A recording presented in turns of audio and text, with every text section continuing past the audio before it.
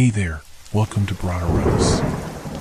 Tonight, we've got hours of chilling horror stories combined with soothing rain sounds to help you relax and sleep.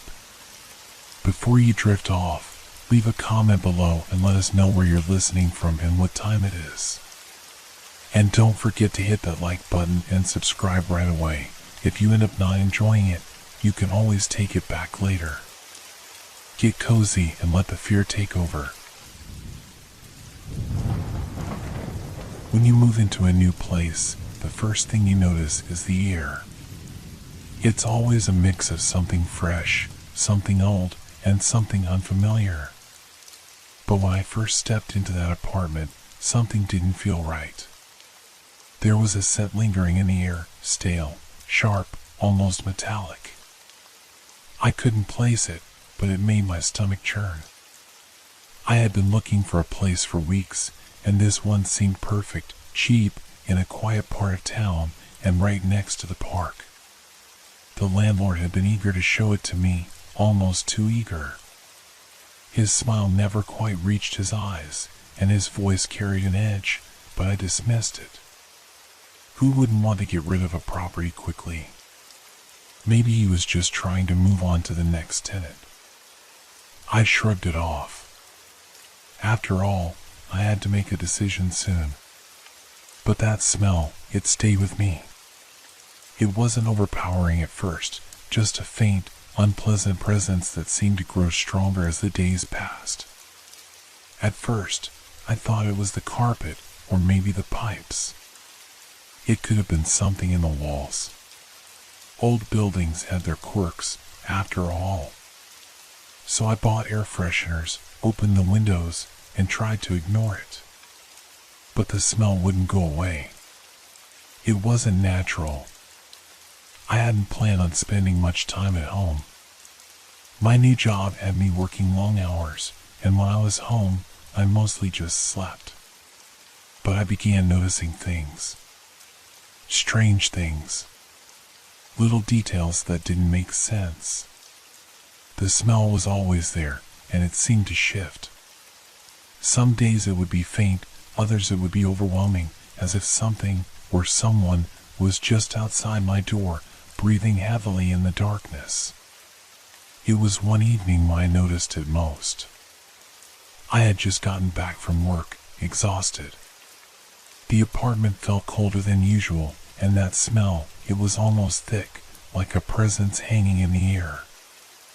I sat down on the couch, trying to push through my fatigue, when something caught my eye. The corner of the coffee table had a slight discoloration, like a stain that had been covered up, but not completely erased. I leaned closer, inspecting it. It was almost as though the stain had been intentionally placed there, like something had been moved. My pulse quickened. I had never noticed it before, and I couldn't understand how I hadn't. It seemed so out of place in an otherwise tidy apartment. But it wasn't just that. There was something else. A faint scratch on the wall near the door.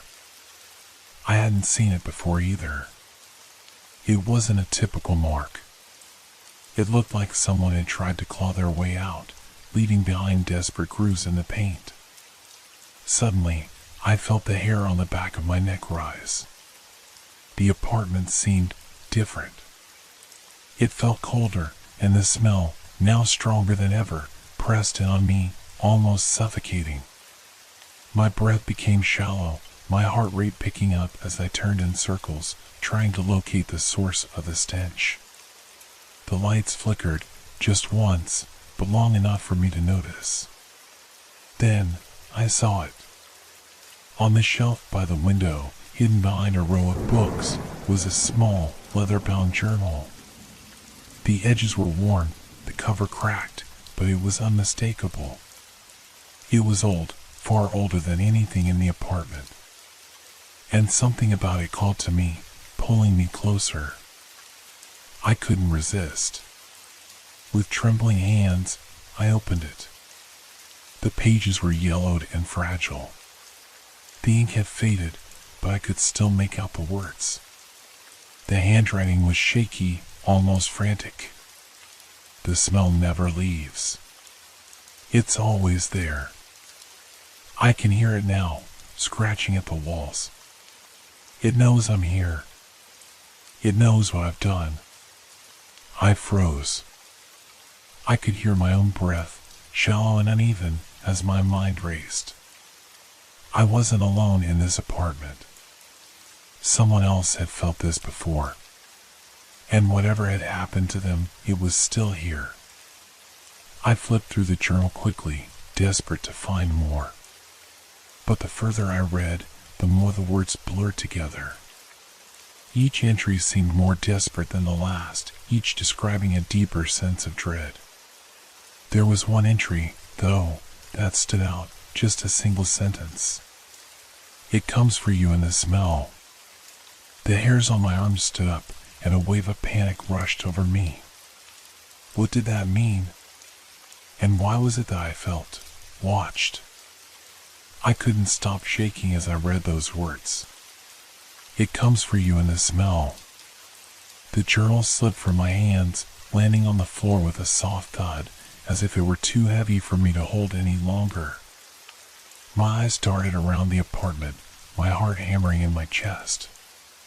It felt as though the air had thickened, that same oppressive scent now clinging to every corner. For a moment, I thought about closing the journal and pretending I hadn't read it, pretending it was just some odd coincidence. But deep down, I knew better. The smell, the scratches on the walls, the strange sensation that I wasn't alone, they weren't just figments of my imagination. Something had happened in this apartment, something that still lingered in the air. I picked the journal back up, my fingers brushing the brittle pages as I scanned the rest of the entries. The writing grew more erratic, more frantic with each passing day. The previous tenant, whoever they had been, seemed to unravel more and more as time went on. There were references to hearing noises in the night, footsteps pacing down the hallway when no one was there, shadows that moved on their own. But then, there was something else, something that made my blood run cold. Toward the back of the journal, the writing shifted. The entries stopped being about strange occurrences and turned into something else. Descriptions of a presence. A feeling. Something that had been in the apartment long before the previous tenant had ever moved in. I don't know where it came from. It's in the walls, in the floorboards. It was here long before me. I feel it breathing behind me when I sleep. I hear it whispering when I wake. It won't leave. It won't stop. The words were a jumbled mess, but they painted a horrifying picture of a slowly growing terror.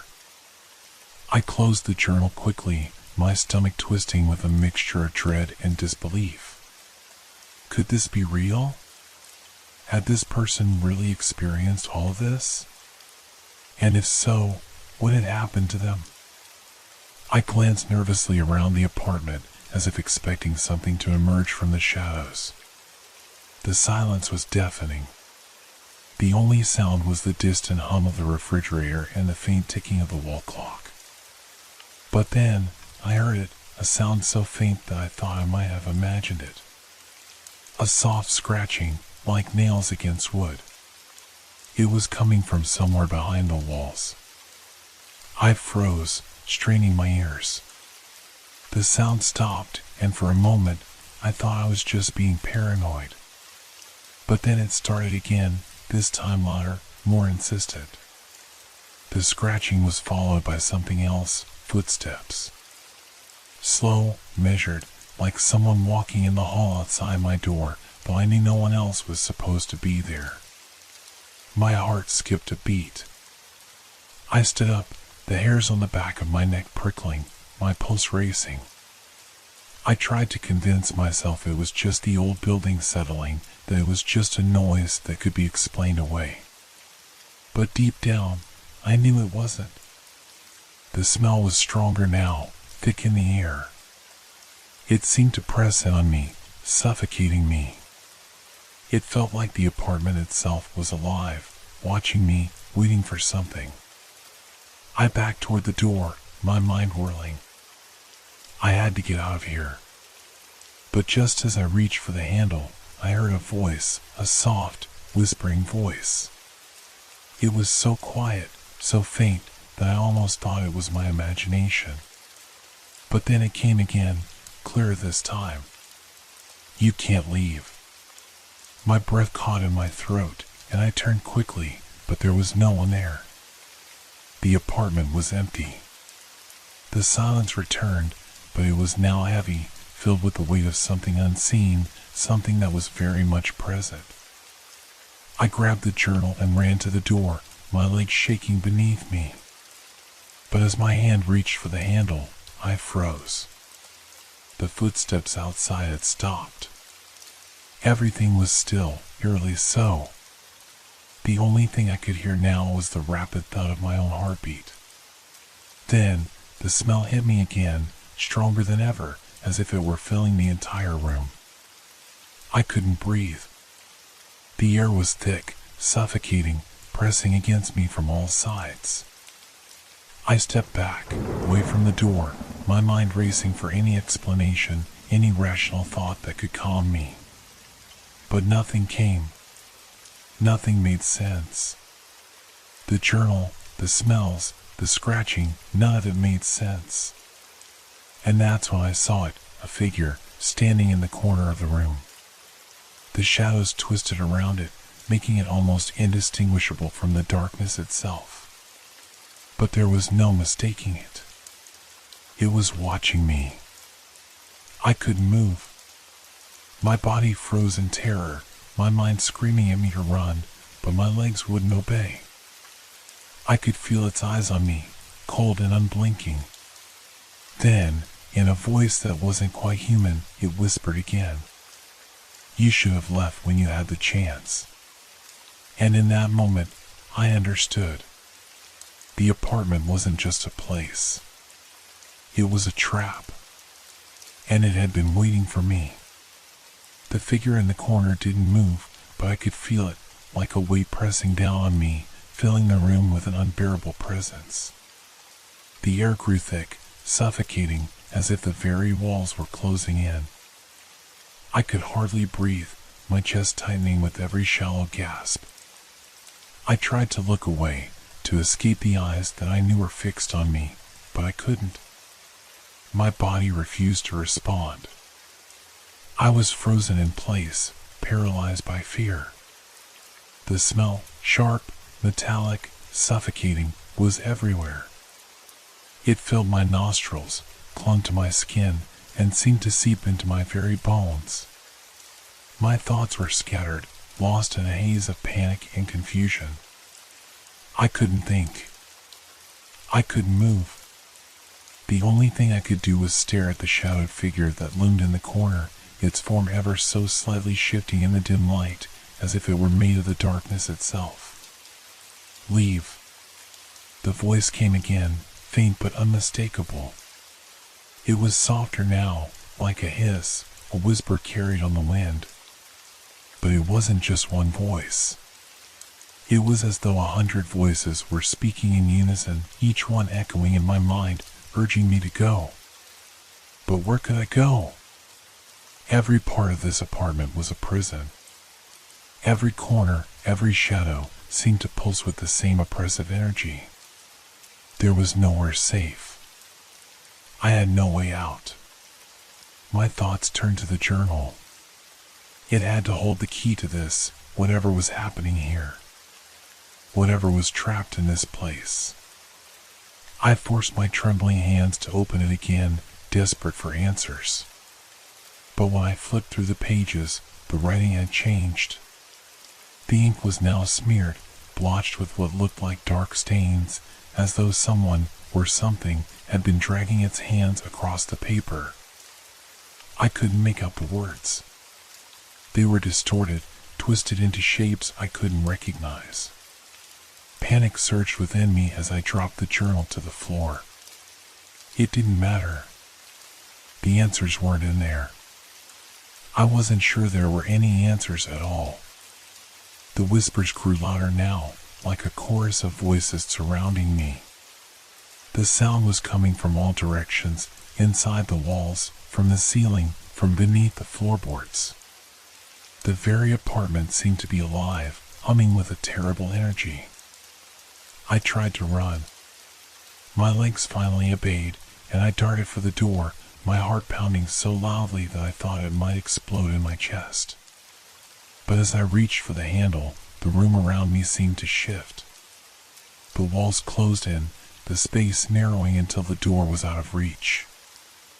I spun around, but there was no escape. The figure in the corner had moved.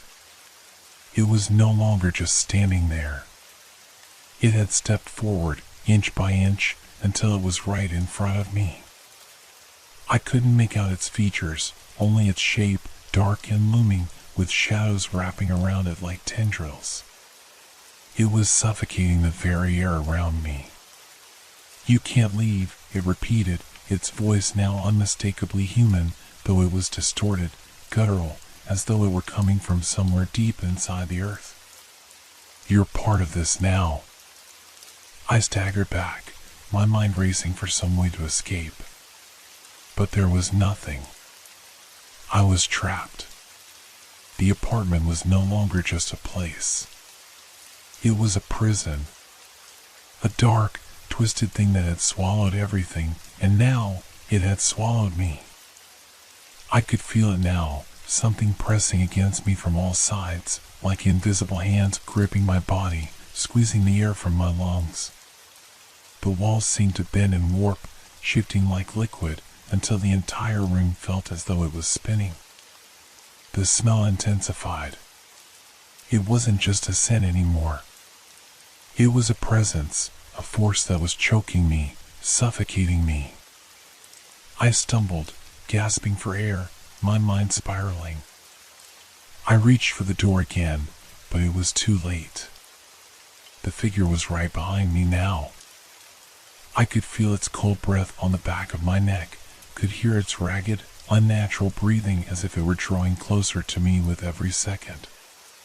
It whispered again, but this time I could understand it. "You shouldn't have stayed." The words rang in my ears, and in that instant, I realized what it meant. I wasn't the first. No, I wasn't even the second. This apartment had claimed many before me. And now, it had me. A scream tore from my throat, but it was swallowed by the darkness. There was nothing left but the scent, the terrible, oppressive scent, and the feeling that I had become part of whatever force inhabited this place. The shadows closed in, and the last thing I saw before everything went black was the figure looming over me. Its presence consumed me, and for a moment I thought I could hear the sound of other footsteps, other lives lost to the apartment, walking alongside mine, trapped in the same never-ending cycle. And then, silence. But the smell lingered. I woke up to the sound of my own breath, shallow and ragged. The air felt thick, too thick, and my head was pounding as if someone had struck it with a hammer. I blinked rapidly, trying to clear the fog in my mind, but when my vision finally adjusted, I realized with a jolt that I wasn't in the same position I had been before. I was no longer standing by the door. I wasn't sure how I had gotten here, but I was lying on the floor, in the middle of the living room, my arms splayed out awkwardly at my sides.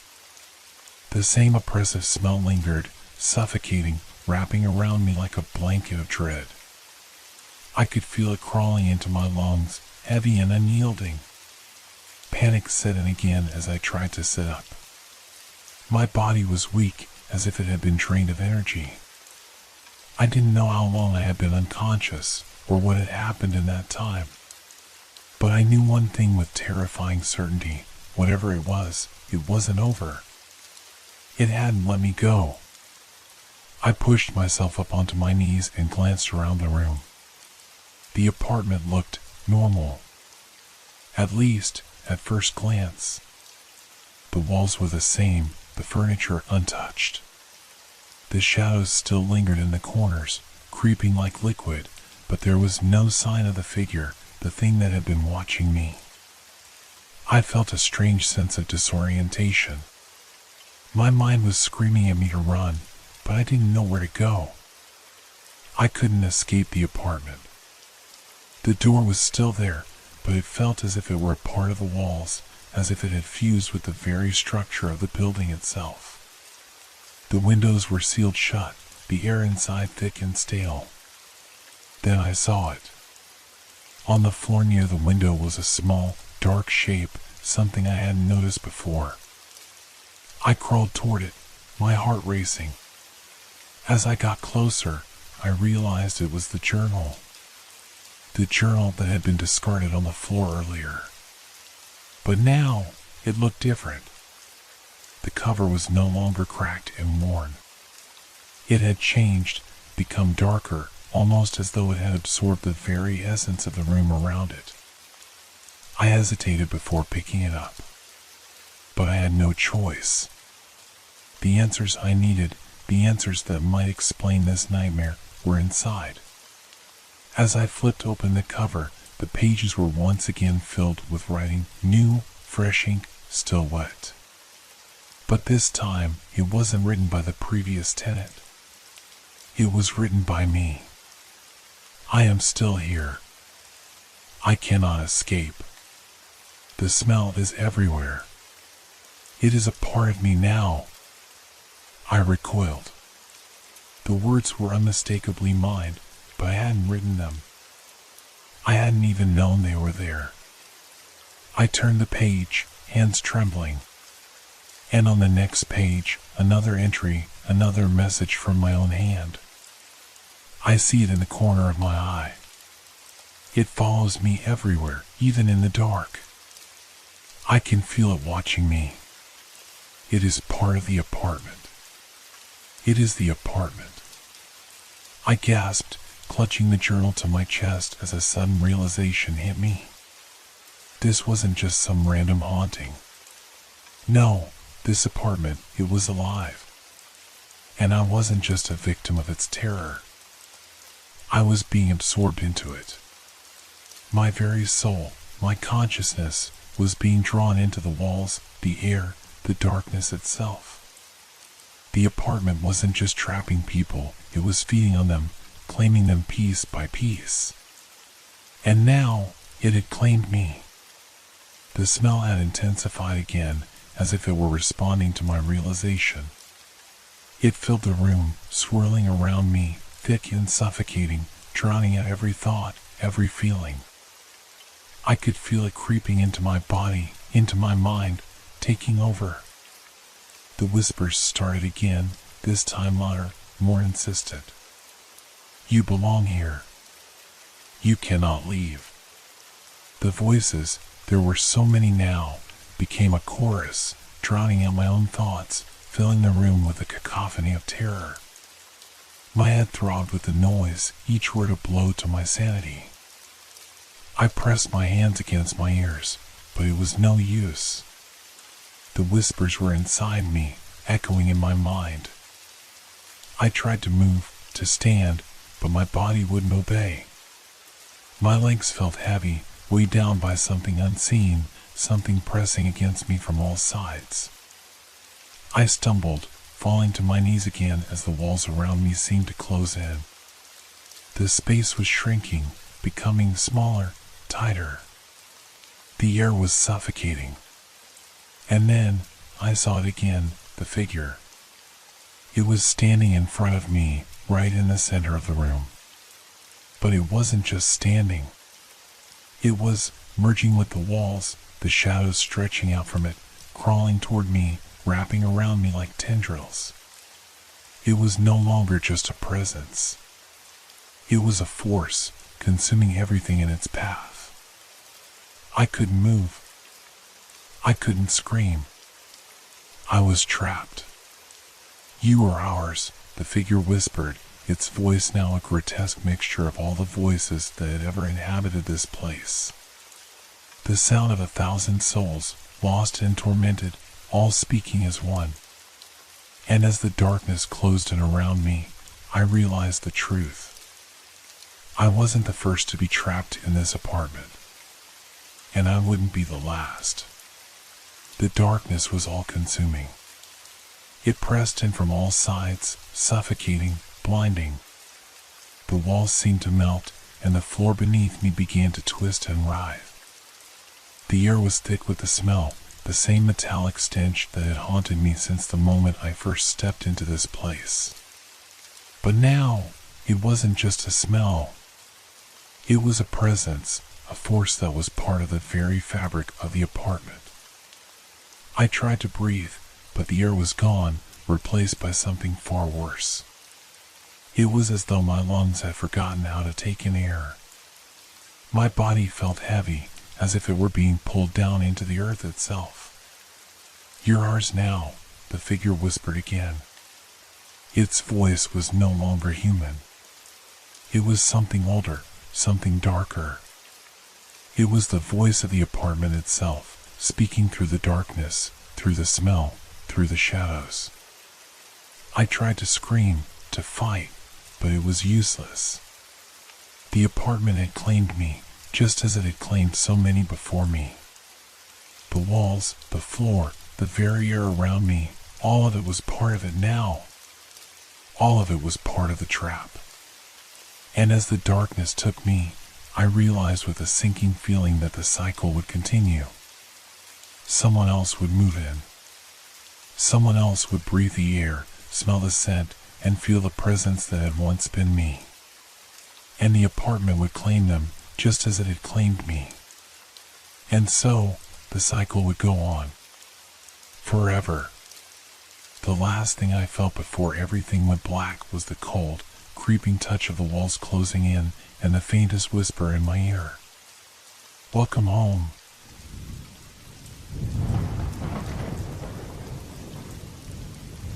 Have you ever heard a voice in the rain? Not a voice from a person, but something else. Something that doesn't belong. A whisper, just on the edge of hearing, carried on the wind, tangled with the sound of falling droplets. At first, it's easy to dismiss. But what if it's not? What if the rain is speaking to you, telling you something? Something that you shouldn't hear? It all started on a dreary afternoon. I was alone at home, the kind of gray day that feels endless, where the clouds hang low and heavy, as though the world itself is waiting for something. The rain had been falling steadily for hours, a constant tap tap tap against the window, soothing in its predictability.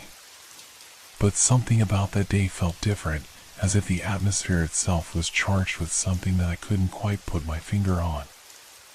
I sat by the window, watching the water trickle down the glass, my thoughts wandering as they always do when there's nothing to distract you.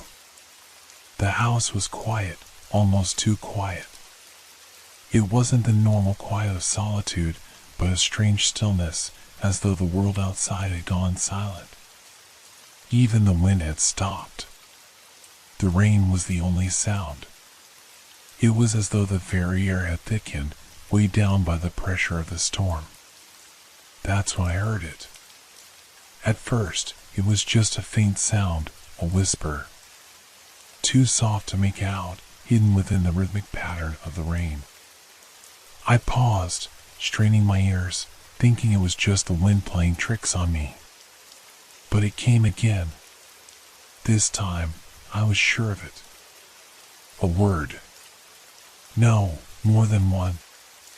A jumble of sounds, indistinguishable, like someone was speaking just beyond the threshold of what I could understand. I shook my head, trying to convince myself that it was nothing. Maybe I was just tired. Maybe the rain had started to play tricks on my mind. But then it came again, clearer this time. Listen, listen to me. I froze. My breath caught in my throat as I turned away from the window. My heart began to race, my body instinctively tense. Was I imagining this? The voice had sounded human. It was faint, distant, but it was there. I walked over to the door, the house eerily still around me, and opened it, stepping out into the cool air. The rain was falling harder now, the sound almost deafening as it hit the ground. But there it was again, the whisper. Louder this time, clearer. Listen, it's coming for you. I stepped back, suddenly feeling exposed, as though the walls that had once protected me were now useless. The hairs on the back of my neck stood up, a cold shiver running down my spine. I glanced around the yard, but there was nothing. No one. Just the rain. But the voice, it was still there, like a soft murmur in the background, lingering just on the edge of my hearing. I rushed back inside, closing the door behind me, but the whisper followed. It was as if the very rain itself had become an extension of the voice, the drops tapping against the windows in a rhythm that seemed deliberate, purposeful. And each tap carried a message, a warning, a beckoning. I moved to the other side of the room, pacing in agitation. What was happening? I had never experienced anything like this before. Could it be a trick of my mind? Was I losing my grip on reality? The voice seemed so real, so close, yet whenever I tried to focus on it, it vanished into the cacophony of rain. Come closer. I could feel my pulse quicken. It wasn't just a voice anymore. It was an invitation, no, a command. I wasn't just hearing it, I was being drawn to it. My mind screamed at me to ignore it, to shut it out, but something deeper, something instinctual, urged me to listen. I approached the window again, this time with a sense of trepidation. The rain, now pouring in sheets, created an almost hypnotic pattern as it fell. But the whisper, it had intensified, like the rain itself had become a medium, carrying the voice directly to me. It's here. It's waiting for you. My heart skipped a beat. What did it mean? Who was waiting for me? And why was the rain speaking like this? Was I really hearing it, or had something inside me snapped? I forced myself to step back, away from the window, trying to break the connection, to shake off the chilling sensation that had taken hold of me. But the whispers wouldn't stop.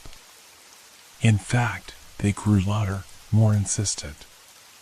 You know me. You know why I'm here. My mind raced. The words felt familiar, but I couldn't place them. They seemed to tap into some deep, forgotten part of my past, a place I didn't want to visit.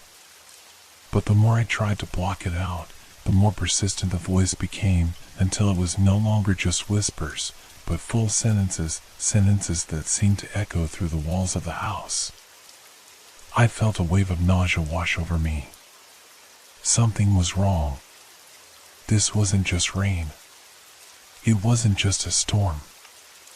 I was no longer just hearing the whispers. I could feel them, crawling under my skin, twisting through my thoughts, invading my mind. The rain had become something else. Something darker. You can't run. You're already part of it. I stumbled back from the window, my breath quickening. A new realization washed over me, one that made the blood freeze in my veins. The rain wasn't just a message. It wasn't just a warning. It was the messenger. I wasn't the first to hear this voice. I wasn't the first to be drawn in. And I wouldn't be the last. I didn't sleep that night. The rain continued, its constant tapping against the window now seeming like a countdown, a rhythmic drumbeat to an unknown end. I lay in bed, wide awake, every muscle tense, listening to the whispers through the walls, through the very air I breathed.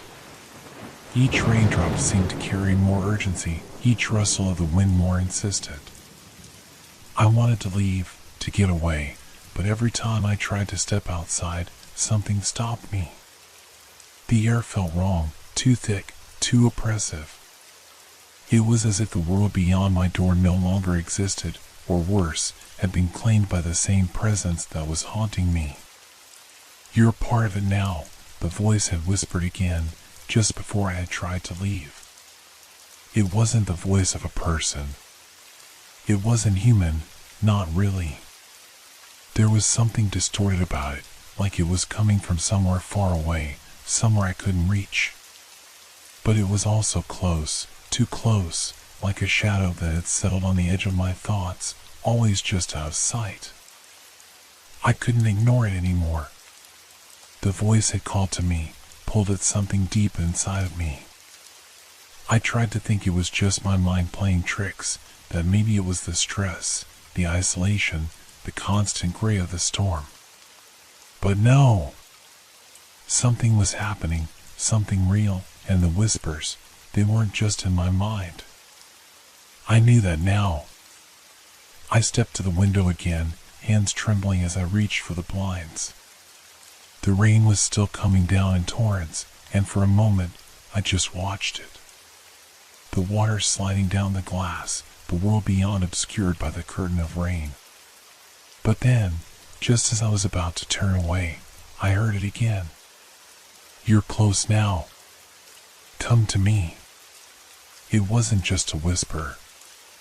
It was clearer, more distinct, an urgent plea, as though it knew I could hear it, as though it knew I was listening. I leaned forward, my breath fogging up the window, my face so close I could almost touch the glass. And that's when I saw it. A figure, faint but unmistakable, standing at the edge of the yard, barely visible through the downpour. It was shrouded in shadow, its shape not fully formed, like the figure was woven from the storm itself. For a moment, I thought it was a trick of the light, the reflection of a tree or a post. But no! It was moving, slowly, purposefully, toward the house. And with every step, the whispering grew louder, like the rain itself was carrying its voice. I stumbled back from the window, my pulse hammering in my ears. My hands gripped the edge of the sill, knuckles white. I was frozen, unable to look away, as the figure continued to approach. The rain was relentless, a curtain of water that seemed to blur everything beyond it, but the figure, it was clear. It was real. And it was coming for me. I should have run. I should have locked the door and barricaded myself away from whatever this was. But my legs felt like lead, my feet rooted to the floor. Something in the air held me there, bound to that spot, as if the storm itself had wrapped me in its grip. The figure reached the door. And with it, the whispers crescendoed, filling the room, drowning out everything else. "Come closer," the voice urged, no longer just a whisper, but a commanding, knowing tone. I couldn't move. I couldn't speak. The room was suffocating, and all I could hear was the pounding of my own heart, the relentless sound of the rain, and the voice. Always the voice. I could see it now, clearer than ever. The figure was no longer a shadow. It had a face, pale and featureless, eyes that were nothing but black voids, like there was nothing behind them, no soul, no life. Its mouth moved, but no sound came from it. It was silent, except for the whispers in the rain. And then, just as suddenly as it had appeared, the figure stepped back, dissolving into the storm, melting into the rain like smoke. The whispers followed, fading, but the last words, clear as day, pierced through my mind. "You are mine now." The door was still locked. The house was still standing. But everything had changed. I wasn't alone anymore. For the rest of the night, I stayed awake, the rain a constant reminder of what had happened, of what I had heard, of what was now waiting for me. It was no longer just a storm. It was something more, something dark, something that had found a way to reach across the barrier between the living and the dead, between the known and the unknown. And with every drop of rain, I felt its presence. Every moment, its whispers grew louder, more insistent, as though the storm itself had a life of its own. The house had become its vessel, its channel, its way of reaching me. The rain had begun as a simple storm. Now, it was a bridge, a connection to something far darker, something far more ancient. And I realized, with growing dread, that I wasn't just hearing it. I was being called. The storm wasn't going to stop. It would never stop. And neither would the whispers. The days following the encounter were a blur of unease. The rain didn't let up, as though it was bound to the world by some invisible tether, some force that refused to release its hold. Each morning, I woke to the same sound, the steady drumming of the storm on the roof, the relentless rhythm that kept my nerves on edge. Every time I stepped near the window, I felt a prickling at the back of my neck, a sense that I wasn't alone. But I couldn't bring myself to leave. It was like something was keeping me here, something I couldn't escape. The whispers had become a constant presence, faint at first, but always there, lurking in the background. They grew clearer with each passing hour, as though the storm had found new ways to speak to me. "It's waiting for you," the voice would murmur as the rain fell, weaving itself into the fabric of the storm. It wasn't just in my mind. It was in the air. It was in the rain. It was in the silence between the drops. I stopped going outside, afraid to confront whatever was waiting for me beyond the threshold. The house, once a place of comfort, now felt like a prison. Every corner seemed to hide something, a shadow, a movement out of the corner of my eye, a fleeting glimpse of something that wasn't quite right. And the whispers, they wouldn't stop. "You can't escape," the voice would remind me. "You belong to me now." I tried to drown it out, to convince myself it was just the stress, the isolation, the constant rain that was warping my senses. But deep down, I knew it wasn't that. This was real.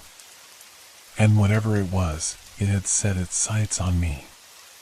One evening, as the storm raged on, I decided to do something I had been avoiding. I walked to the door and, with trembling hands, unlocked it. The air outside was thick with moisture, the scent of wet earth and ozone heavy in my lungs. I stepped outside, the rain pelting me immediately, cold and relentless. I couldn't explain why, but I had to know. I had to see if it was still out there, if the figure had returned, if the whispers were just a trick of my mind or something more. I walked to the edge of the yard, my boots sinking slightly into the soft ground. The rain was louder now, a constant roar, but there was something else in the sound, a rhythm, a pattern that I couldn't ignore. It was the whispering. It was everywhere. Closer. I froze. The voice wasn't coming from the house. It was coming from the storm itself, swirling around me like a living thing. I looked up, squinting through the downpour, and there, standing at the edge of the trees, was the figure again. This time, it wasn't hidden in shadow. It was clear, its shape distorted by the rain, but unmistakable. It was real. The same pale, featureless face. The same black voids where eyes should have been. And it was waiting. The whisper grew louder, more insistent. "Come to me. It's your turn." I wanted to run, to turn and bolt back inside, but my feet wouldn't move. The air around me felt heavy, thick with the weight of the storm, as though it was holding me in place. The whispers filled my ears, louder now, more direct. "You know why I'm here. You know what you must do." I didn't know what to do. I didn't know what it wanted from me, but I could feel the pull. The call was undeniable. It was as though the storm itself had become a living entity, a bridge between worlds, and I was the one it had chosen to reach. Without thinking, my feet started moving toward it. I didn't want to go.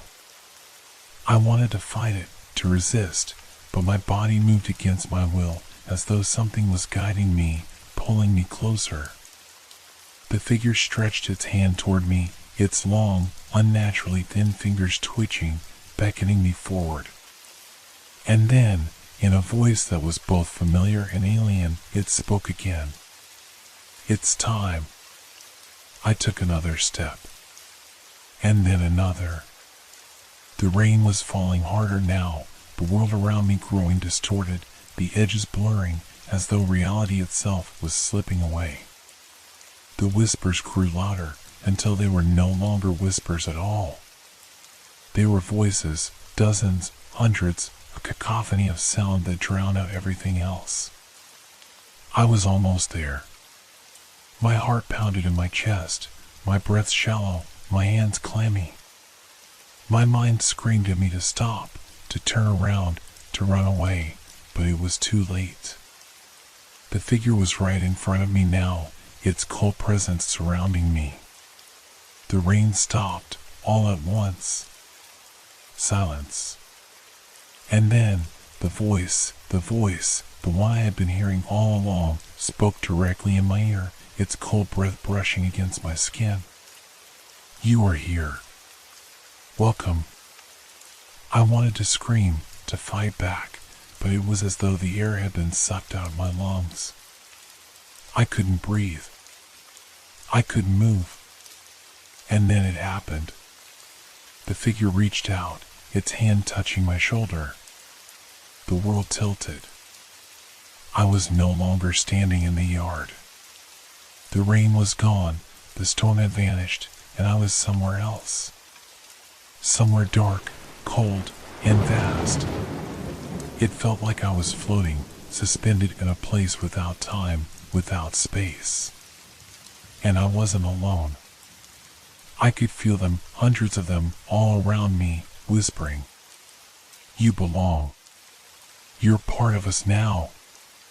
The storm had brought me here. The whispers had brought me here. And there was no way out. I was never going back. The rain had claimed me. I was trapped. The realization came in waves, crashing over me with each passing moment.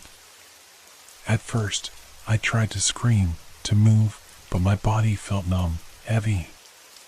My limbs wouldn't respond, as if they no longer belonged to me. The air around me was thick with something unnatural, like it was alive, pressing in from all sides. I could feel it in my chest, in my throat, choking me. The figures surrounding me, hundreds, no, thousands of them, were nothing more than shadows, their forms ever shifting, never fully solid. Their faces, if they had them, were obscured by darkness, their movements erratic, like they were just barely contained within this realm. But their presence was overwhelming.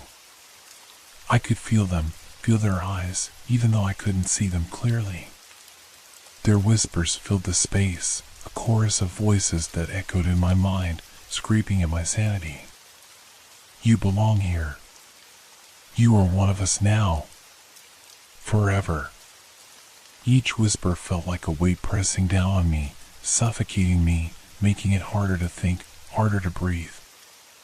I tried to scream again, but my voice was swallowed up by the emptiness. There was no sound here, nothing except for the whispers, the voices, the endless, suffocating presence of the storm. I didn't know where I was, or how I had gotten here. The rain was gone, replaced by a thick, oppressive fog that clung to everything, making it impossible to see more than a few feet in front of me. I was floating in this strange space, no longer grounded in the world I knew. And then, I saw it. Through the fog, a figure appeared. It was the same figure from before, standing just beyond the shadows. Its pale, featureless face was clearer now, its black eyes staring directly at me, as if it had been waiting for me. The voice, it came from it, though its lips didn't move. Welcome, it said, its voice deep and hollow, like 1,000 voices speaking in unison. You are part of the storm now. You are part of us. I wanted to run, to fight back, but I couldn't. My body was frozen, trapped in this otherworldly place. The whispers grew louder, the voices swelling into a maddening cacophony, drowning out all thought. My heart raced, and I could feel the panic building inside me. I was losing myself, losing my identity, my sense of reality. This place wasn't just strange, it was pulling me apart. Don't resist, the figure continued, its voice like a caress, cold and soothing. You've been chosen. You are meant to be here. I couldn't stand it anymore. My mind screamed for release, for freedom, but there was no escape. I was here, and this place, the realm between, the space where the storm had brought me, was my new reality. I couldn't remember who I was before. Was I always meant to be here, in this fog, surrounded by shadows? Was this my fate, my purpose? The voices kept coming, relentless and unyielding, tugging at the fabric of my thoughts. I felt something shift in the air, like the temperature had dropped. The figure in front of me stepped closer, and I instinctively recoiled. Don't be afraid, it said. We're all part of the same storm. You will come to understand. The figure reached out, its hand cold and otherworldly, its long fingers brushing against my skin. I flinched, but the touch didn't hurt. It was like the touch of the storm itself, calm, yet terrifying. You are one with us now, it whispered again, and in that moment, I felt something deep within me, begin to unravel. I was losing myself. I was becoming a part of it, a part of the storm, a part of the endless whispers. And the more I resisted, the more the whispers pulled at me, like tendrils wrapping around my mind, suffocating me with their presence. I realized, in that moment of clarity, that I wasn't going to survive this. I wasn't going to escape. This wasn't just a nightmare I could wake up from. This was my new reality. This was where I belonged now. And as the figure drew me closer, I felt the cold embrace of the storm wrap around me, pulling me into its depths. The whispers became louder, merging with the sound of the wind, the sound of the rain, until there was nothing else. I was lost in it, consumed by it. And then, everything went still.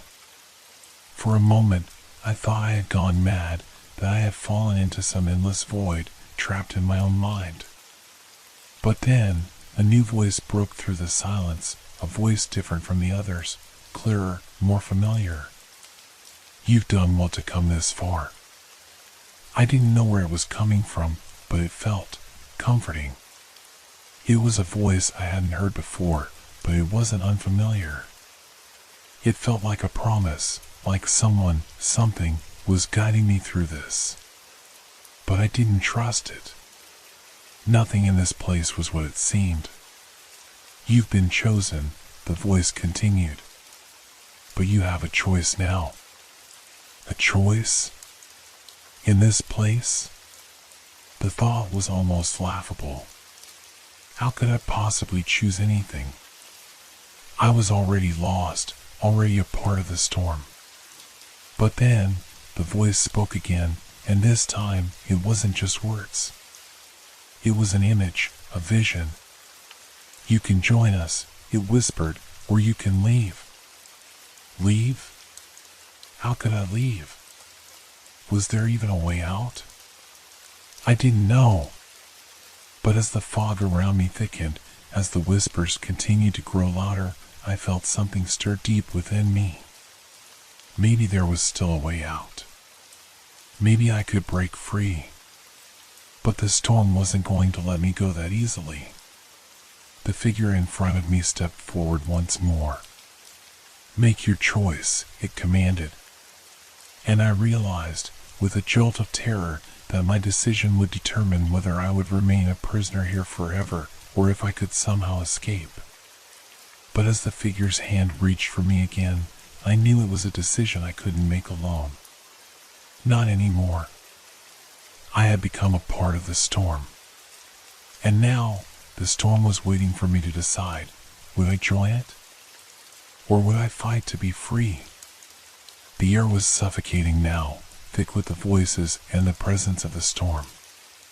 The figure stood before me, its pale face unreadable, but the cold touch of its hand still lingered on my skin.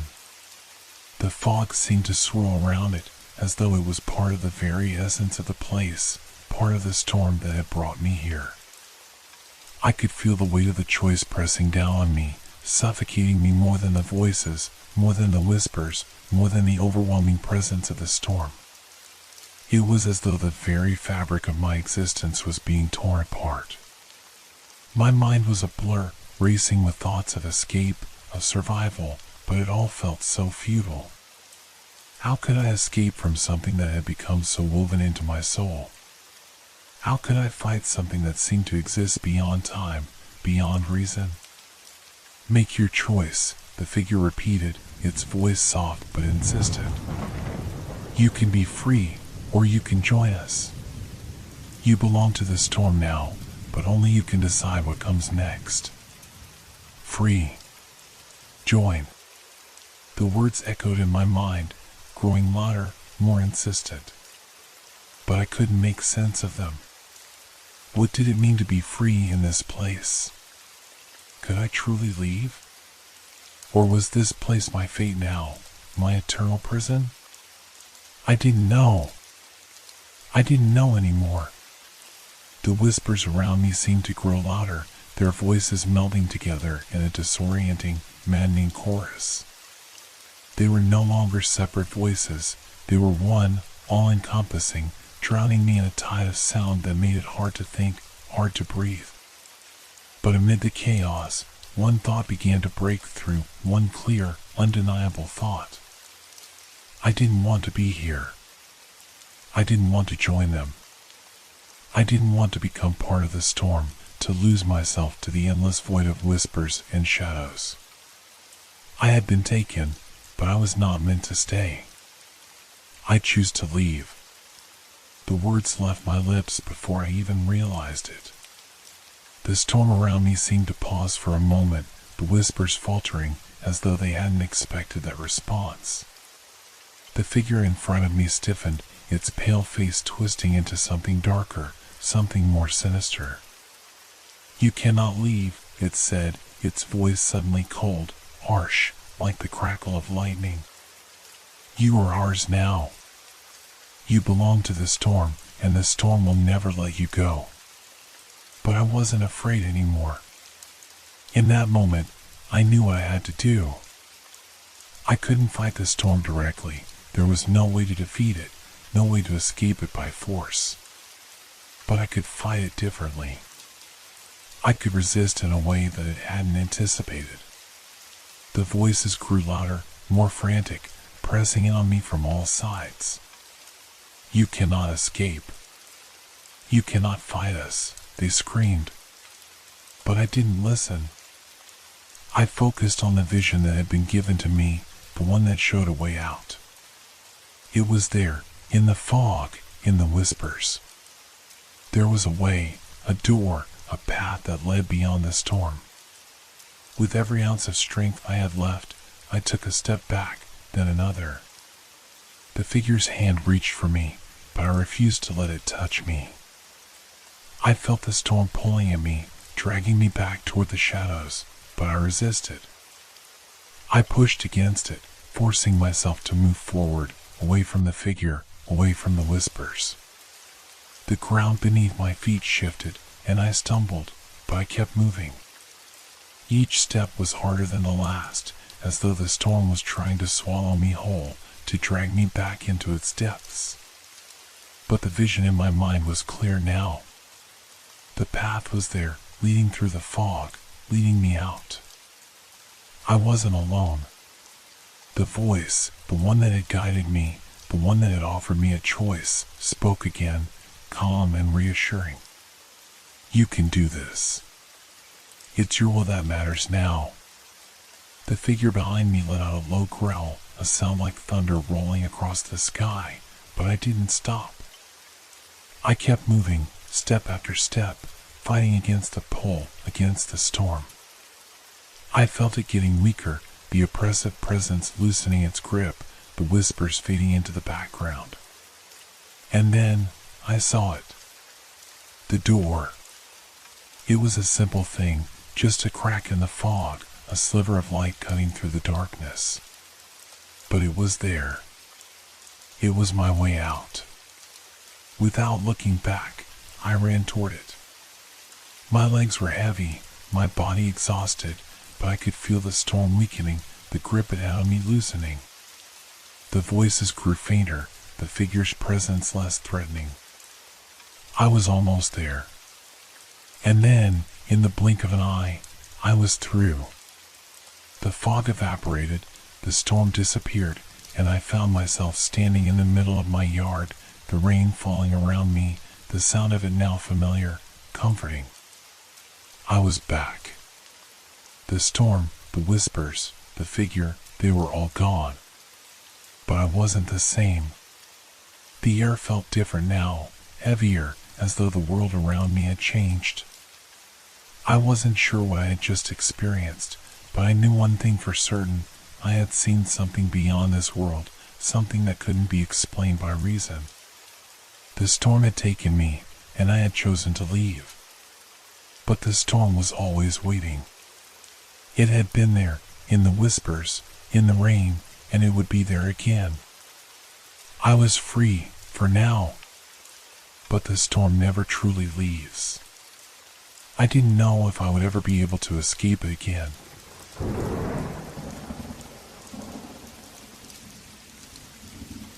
It's funny how a routine can become your greatest enemy. I never thought that something as mundane as getting into my car would be the start of something so terrifying. But that day, it all changed. Have you ever been so sure of something that you didn't even think to question it? I'm not talking about big decisions, but the little, everyday things.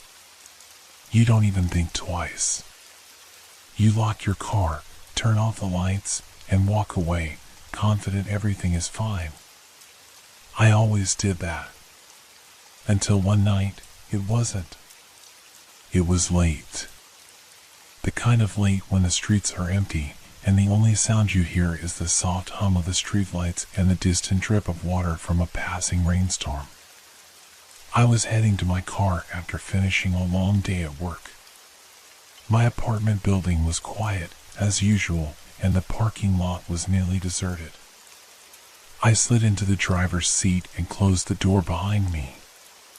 The usual comfort of my car was replaced by an odd sensation. It was as though something was off. Maybe it was the way the air felt, heavy, thick with something I couldn't quite place.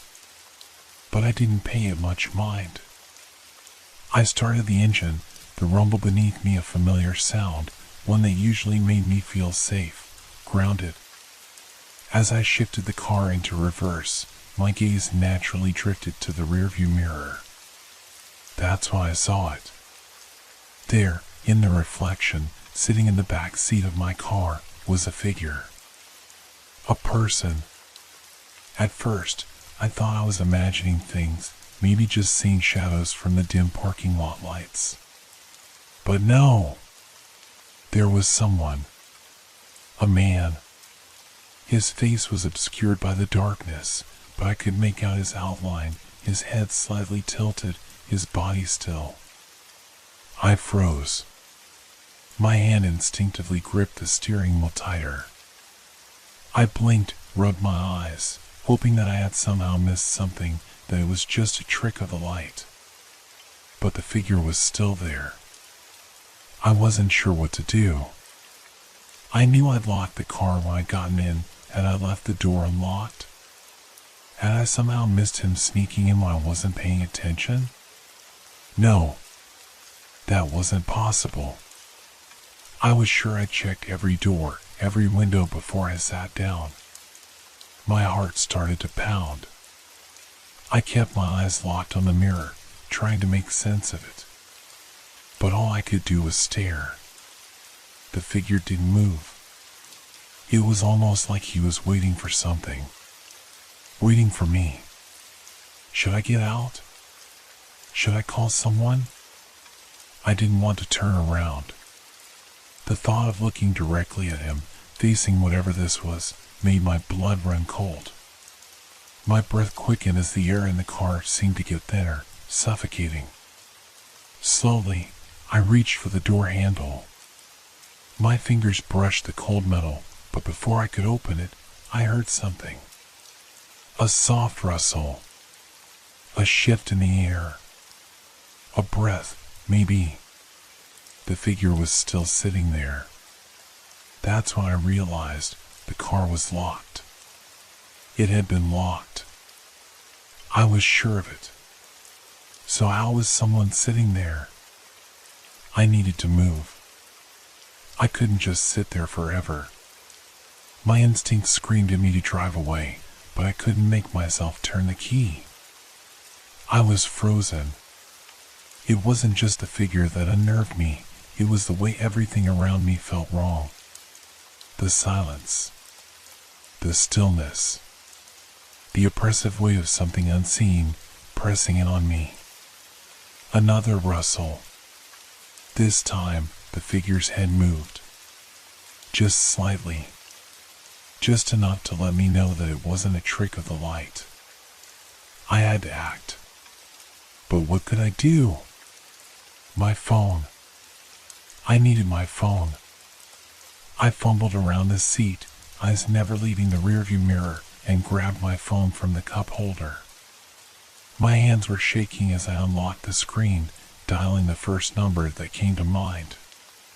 But as I held the phone to my ear, I heard something else.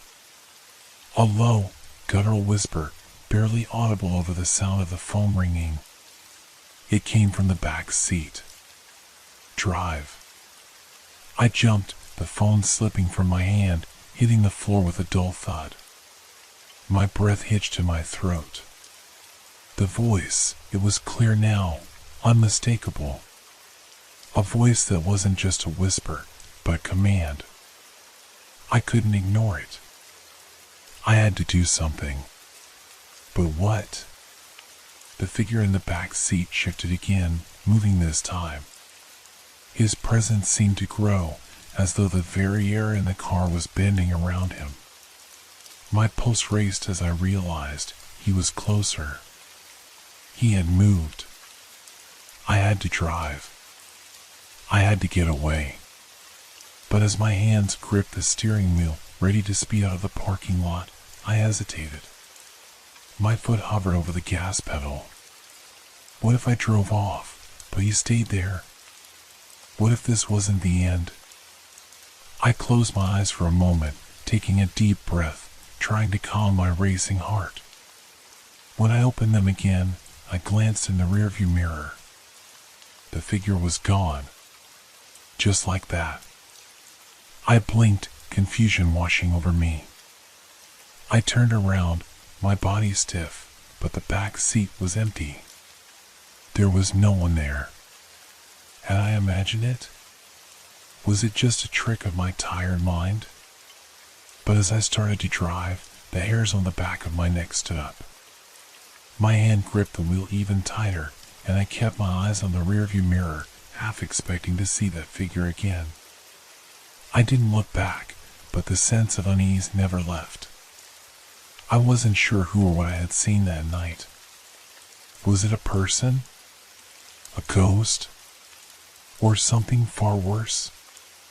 But one thing was certain, I had been watched. And whatever it was that sat in the back seat with me, it was still out there, waiting for the next chance. The next few days passed in a haze. I tried to go about my normal routine, convincing myself that what happened that night was just a figment of my imagination. A trick my mind had played on me due to exhaustion, stress, or maybe even a bit of paranoia. It was easy to tell myself that, I had to, in order to keep from losing my grip. But something was different. Each time I slid into my car, I couldn't shake the feeling that something was watching me. That unseen presence still lingered. My eyes darted to the rearview mirror every time I started the engine, half expecting to see that figure again. The fear that had gripped me that night was still there, gnawing at me, leaving me restless and on edge. I made sure to lock the car every time I got in. Every single time. I checked the back seat, the floor, even the small compartments in the car. I was determined not to let whatever it was happen again. Yet, the sense of unease only grew stronger. The more I tried to control it, the more I realized how little control I actually had. It was early evening when it happened again. The rain had started, light at first, then heavier. The sky above seemed to suffocate under dark clouds. The air smelled fresh, but the kind of fresh that made everything seem too quiet, like the world was holding its breath. I was parked in front of my apartment building, trying to finish up a few emails on my phone before going inside. I didn't hear the first drop of rain hitting my windshield, but I felt it, the coldness seeping through the car, as though the night itself was inching closer. The wipers moved slowly, pushing the water aside, but the darkness felt heavier, and I couldn't shake the growing dread. I glanced up at the rearview mirror, instinctively. For a moment, there was nothing. Just the reflection of the quiet street behind me. Then, I saw it. A shape, barely noticeable at first, just a shadow in the corner of the glass. My breath hitched in my throat, and I froze. The figure was back. But this time, it was different. The man, or whatever it was closer, as though he had moved forward in the seat, his face now more visible than before. But there was something off about it. His features were blurred, distorted, almost as if they couldn't quite exist in their reflection. Like the mirror itself was warping around him. I couldn't breathe. My hand clutched the door handle again, but I didn't dare open it. I couldn't move. I could feel the cold air in the car growing thicker, and my eyes locked on the rearview mirror as if it was the only thing keeping me anchored to reality. The rain continued to fall, drumming steadily against the roof, but something was wrong with the sound. It wasn't natural. The usual steady rhythm had turned into a whisper, a soft murmur beneath the drumming. I could hear voices now, faint, like distant conversations, but I couldn't understand the words. It was as if the rain itself was speaking to me. Drive. The voice came again, clear this time. It wasn't the same as the first whisper, though. This one was sharper, more insistent, almost desperate. I snapped my head around, hoping, praying, that I'd find the back seat empty. But no! The figure was still there, closer now, as though he was leaning in toward me, his face still distorted, as if it was struggling to remain solid. I couldn't stay here. I couldn't. With trembling hands, I turned the key in the ignition, the engine roaring to life. The car jerked forward as I slammed the gear shift into drive, and my heart pounded in my chest. My eyes flicked to the rearview mirror, hoping for a glimpse of the street behind me, but the figure remained, like a ghost caught in time. The rain continued to fall harder, the sound of it growing louder. But it wasn't the rain anymore. It was the voice, clearer with every passing second. Drive, now! I gripped the wheel tighter, my knuckles turning white. I glanced at the street, looking for an exit, a way to escape. But the voice wouldn't stop. It grew louder, more frantic, as if it was growing impatient with me. It was as though it could feel the terror rising inside me, feeding off my fear. I tried to focus on the road ahead, but I couldn't stop looking back. My eyes kept darting to the rearview mirror. The figure had moved. He was leaning forward, almost pressing his face against the glass. His eyes were wide, but I couldn't see them clearly. They were dark, hollow, like they weren't meant to belong to a living person. The voice had become a chant, a rhythm that matched the rain. I could barely understand the words, but they kept repeating, louder and more urgent. It felt like the car was closing in on me, like the air was growing too thick to breathe. Suddenly, the lights of the street blurred into streaks of white, and I realized I wasn't sure where I was going anymore. I wasn't driving with a purpose. I was just driving to get away from what I couldn't escape. As I rounded the corner, something caught my eye. The figure, no, someone, was standing on the sidewalk. I could see him clearly now. A man, soaked from the rain, his face eerily familiar. He looked like the person from the back seat, but something was off. His skin was pale, his eyes unnaturally wide. I slammed on the brakes, the car skidding to a halt. I couldn't tear my eyes away from him. He just stood there, staring at me, a strange smile tugging at the corner of his lips.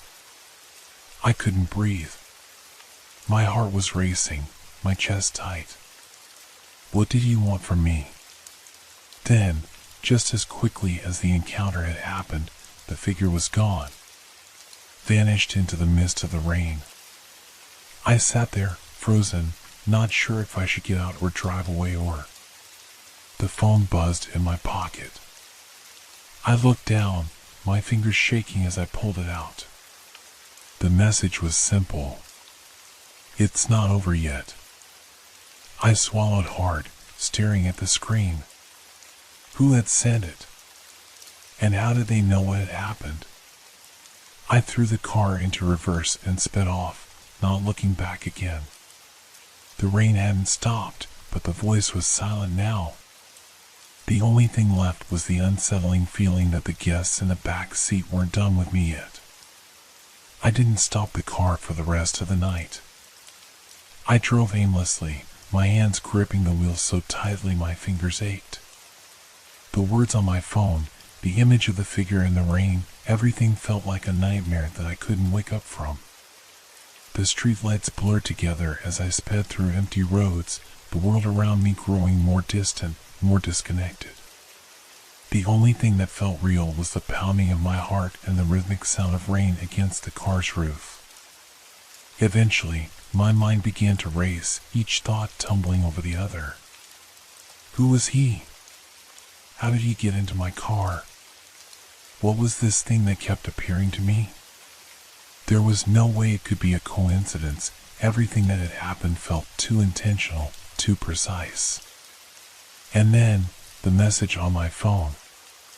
It's not over yet. I couldn't shake the feeling that I was being watched. Even with the empty street ahead of me, it felt like the weight of someone's gaze was pressing on the back of my neck. I kept looking in the rearview mirror, half expecting to see that figure again, but the seat was empty. Still, I didn't feel safe. My instincts told me that the danger wasn't behind me, it was everywhere, surrounding me, and I couldn't outrun it. By the time I had driven out of the city and into the outskirts, I was too exhausted to think straight. I pulled off to a secluded gas station, hoping to clear my head. The bright lights of the station flickered weakly against the heavy downpour. I got out of the car and paced for a while, trying to calm the panic that gripped me. The rain had become a constant, harsh percussion, drowning out any other sounds, leaving me with nothing but my thoughts. Then, just as I turned to go back to my car, I heard it, a low, almost imperceptible sound, like a whisper, coming from the direction of my vehicle. My breath caught in my throat. No one was around. No one could have made that sound. I hesitated, my feet frozen to the ground. The whisper was faint but unmistakable. It wasn't the rain, it wasn't the wind, it was something else. I slowly turned, my legs shaking as I made my way back to the car. I didn't want to look inside, but my eyes were drawn to the rearview mirror where the reflection revealed something that shouldn't have been there. A figure was sitting in the back seat. I could see the shape of it, faint in the dim light, its presence cold and unnatural. I opened the car door, the sharp sound of metal against metal slicing through the silence. My pulse quickened. I stared into the mirror again, but the figure didn't move, didn't even acknowledge my presence. It just sat there, unnervingly still. I wasn't sure what to do.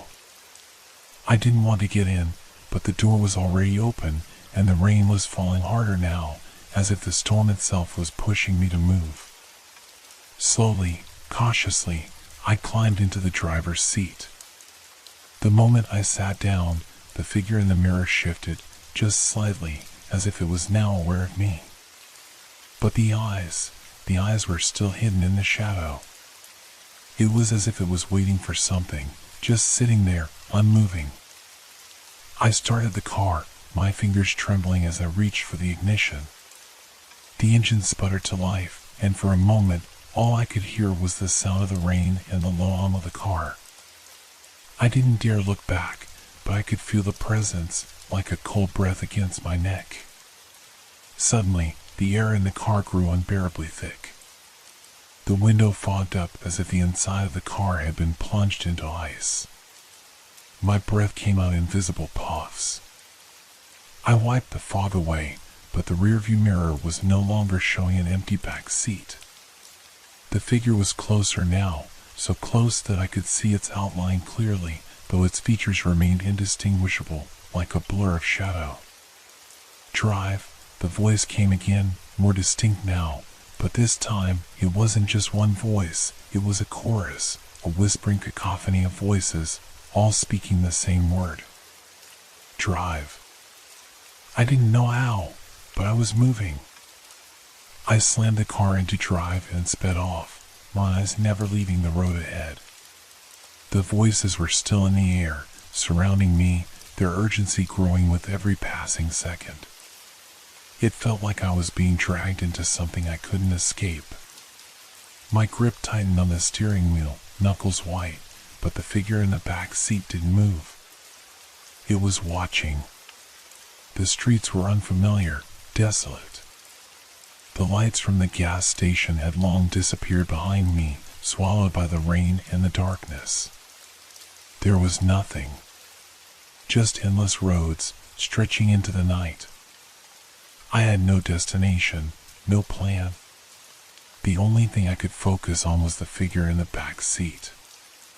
And then, it spoke again, the voice now almost desperate. "Turn around." I couldn't. I wouldn't. I wasn't going back there, not to that place, not to that face. But somehow, I couldn't ignore it. Something inside me compelled me to turn. I didn't know why. I veered off the road, my heart racing. I could feel the pull, the presence behind me, urging me, forcing me to turn down an old dirt road I didn't recognize. The rain had slowed, but the air had grown thick again, filled with the same cold dread I had felt earlier. I couldn't explain it. There was something about this place that felt wrong, like I had crossed some boundary I didn't understand. I slammed the brakes, the car coming to a screeching halt. And then, for a moment, there was silence. The rain had stopped. The voices had stopped. The figure in the back seat was gone. But I wasn't alone anymore. I glanced up through the windshield. At the end of the road stood an old, decrepit house. It was barely visible through the mist, but I could see enough to know that it had been abandoned for years. The windows were boarded up, the door hanging off its hinges.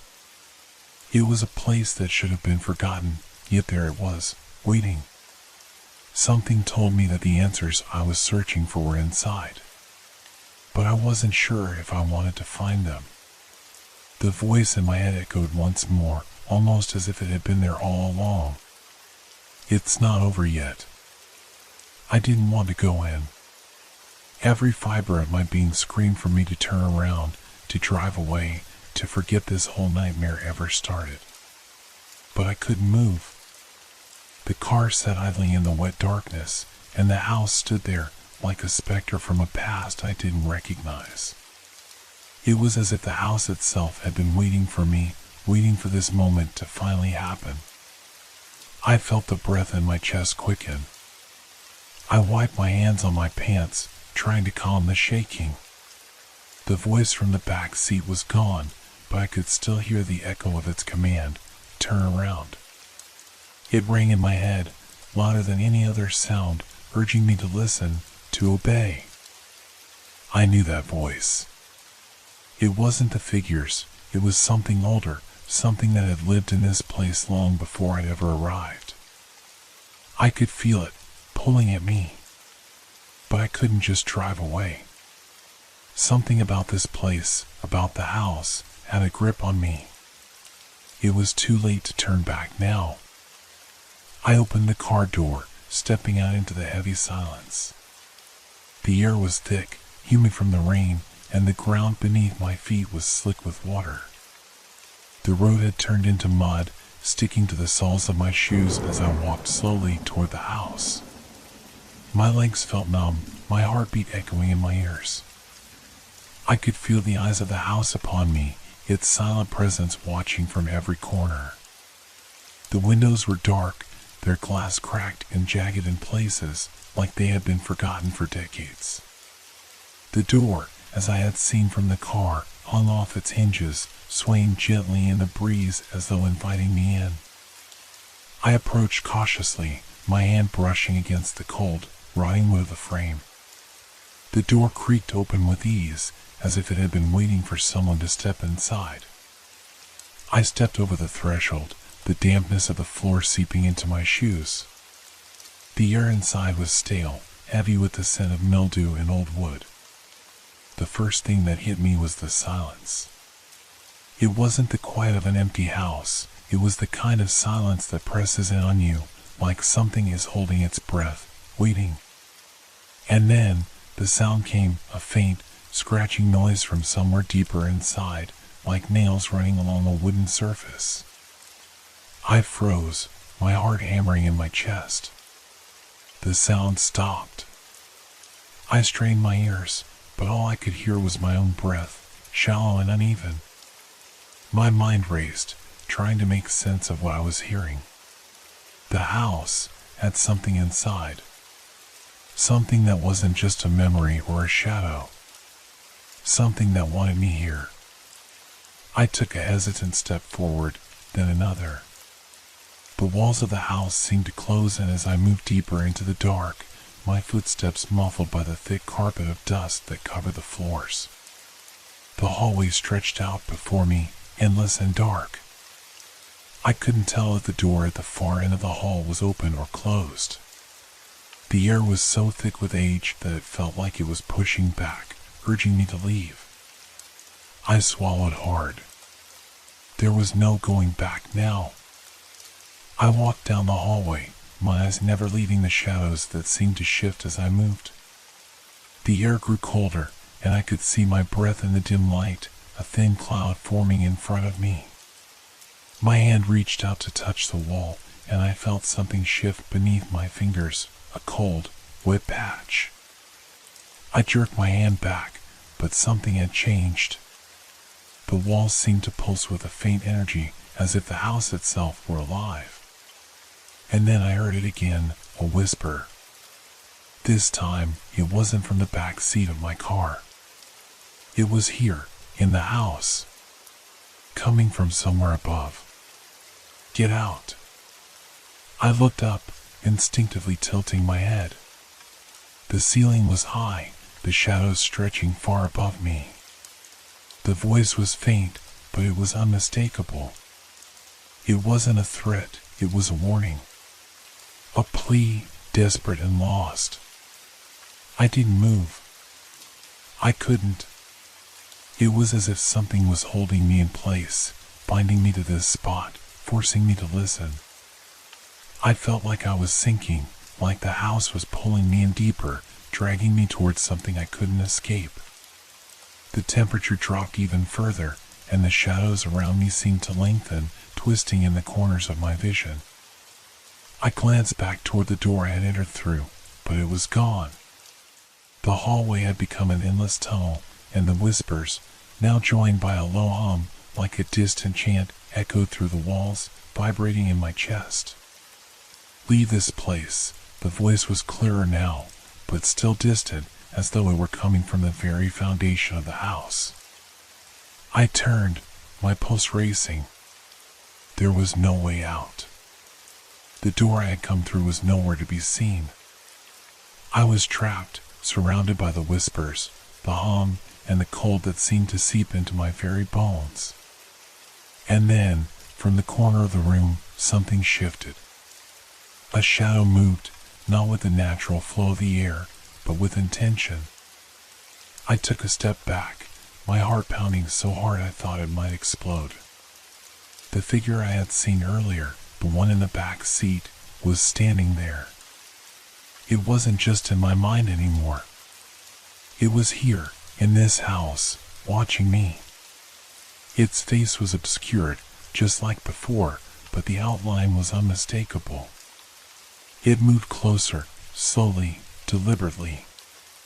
The shadows seemed to follow it, bending around its form like tendrils, reaching toward me. I could hear the whispers more clearly now, urging me to run, to leave before it was too late. But my legs wouldn't move. The figure was too close, too real. It reached out, and the room grew darker still. "You shouldn't have come," the figure said, its voice cold, almost mechanical. My breath caught in my throat. I shouldn't have come? The figure reached out again, and this time I could feel its presence. The air crackled with electricity, the hairs on my neck standing on end. "You're mine now." In that moment, I understood. This wasn't just a nightmare. It wasn't just a figure in the back seat. This was the house's curse, the reason it had called me here. The thing that had been waiting for me all along. And now, it would never let me go. I tried to scream, but no sound came. The shadows closed in, and everything went black. When I awoke, I wasn't sure where I was. It was pitch black, my body heavy and disoriented, as if I had been pulled through a void, my senses scrambled. My mind raced, desperately trying to make sense of what had just happened. The figure, the house, the voice. Had it all been real, or was I simply losing my grip on reality? I blinked, the darkness around me pressing in, suffocating. Slowly, my hands moved, fumbling in the air, searching for something solid to ground myself. I felt cold stone beneath my fingers. The floor was rough, almost like cobblestones, and I instinctively pushed myself up, struggling to stand. The hum was still there, low and constant, vibrating through the very walls of the space. The silence in between the hums was worse. It carried with it an unbearable weight, as though the air itself was thick with something malevolent, waiting for me to acknowledge it. Every breath I took felt like I was inhaling something poisonous. I staggered to my feet, the dizziness overwhelming. My head swam, and I had to steady myself by reaching for the nearest wall. My fingers brushed against a cold, metal surface. Was it a door? Or a cage? I didn't know anymore. I just needed to escape. The darkness around me seemed to shift, as if it were alive, moving in response to my every breath. I tried to call out, but my voice was swallowed by the hum, swallowed by the endless, oppressive silence that hung over everything. The walls felt like they were closing in on me, tightening around my chest, squeezing the air from my lungs. Then, a sound, a soft rustling, almost imperceptible, like the movement of fabric or the scuff of shoes. It was faint, but it cut through the silence like a blade. I froze. The figure, the one from the back seat, wasn't far. I could feel it, its presence thick and oppressive, like a shadow that had been waiting for me, stalking me, following me through every step I'd taken since I first entered this nightmare. You came back. The voice came from everywhere, vibrating in my skull, echoing in my ears. It wasn't the same voice I'd heard earlier, but something else, something older. I couldn't tell if it was coming from the figure or the house itself, but it was undeniable. I turned slowly, my body trembling with fear I couldn't control. The air around me shifted again, colder now, more suffocating. I could see a faint silhouette in the darkness, moving toward me. It's too late. I tried to move, but my legs wouldn't obey. My body felt frozen, paralyzed by an unseen force. The figure's form grew clearer in the dim light. It was like a person, but not, a distortion, an unnatural shape that bent and stretched, its edges flickering in and out of existence. I never meant for this to happen, I muttered to myself, my voice barely a whisper. I didn't know. The figure was standing right in front of me now, close enough that I could feel the cold emanating from it. Its face was obscured, as always, but I could feel its eyes, its invisible eyes, burning into me, seeing through me, judging me. You never asked the right questions. Its voice was a twisted mockery of the human voice, distorted and fragmented, as though it were speaking through layers of static. It reached out toward me, its fingers elongated and thin, the tips like claws, cold as ice. I couldn't move. I couldn't breathe. The fear, the dread, it all consumed me, folding in on itself like a collapsing star. There was no escape. And then, the world shifted again. The air trembled with a distant sound, footsteps? Or was it something else, something more ancient? The figure stepped back, its form flickering as it dissolved into the shadows. The hum grew louder, more frantic. I could hear the sound of doors opening, of whispers rising, of something ancient stirring within the walls of the house. And then, there was silence. I blinked, struggling to process what had just happened. The darkness had lifted, just slightly. My eyes began to adjust, and I saw something, faint but real. A door. An exit. I couldn't believe it. I staggered toward it, every step feeling heavier than the last, like I was walking through water. But the closer I got, the more the air shifted, the more the darkness seemed to gather at the edges of my vision, pulling me back. It was like a force was trying to keep me from leaving, to trap me here, in this place, forever. But I pushed on. I had no choice. I had to escape. When I finally reached the door, I grabbed the handle, my fingers numb. The moment I touched it, the hum stopped. Everything stopped. The shadows receded, leaving me in a cold, quiet emptiness. And then, I opened the door. Outside, the rain had stopped. The streetlights glowed softly in the distance, casting long shadows on the wet pavement. I blinked in disbelief. The house, what was left of it, was gone. The street was empty, silent. It was over. But even as I stood there, bathed in the soft glow of the streetlights, I knew the truth. The figure, the house, it hadn't left. It had followed me. I was no longer sure if I was alive or if I had crossed into something far darker, far worse. But one thing was certain. The guests in the back seat had always been with me. And now, They were the ones that would never let me go.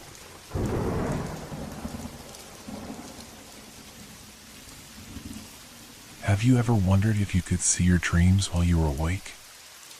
I didn't think it was possible until the day I received the camera. It wasn't like any ordinary camera. This one was capable of recording not just images, but the very essence of my dreams. My brother, who had always been a fan of experimental tech, gave it to me as a birthday present.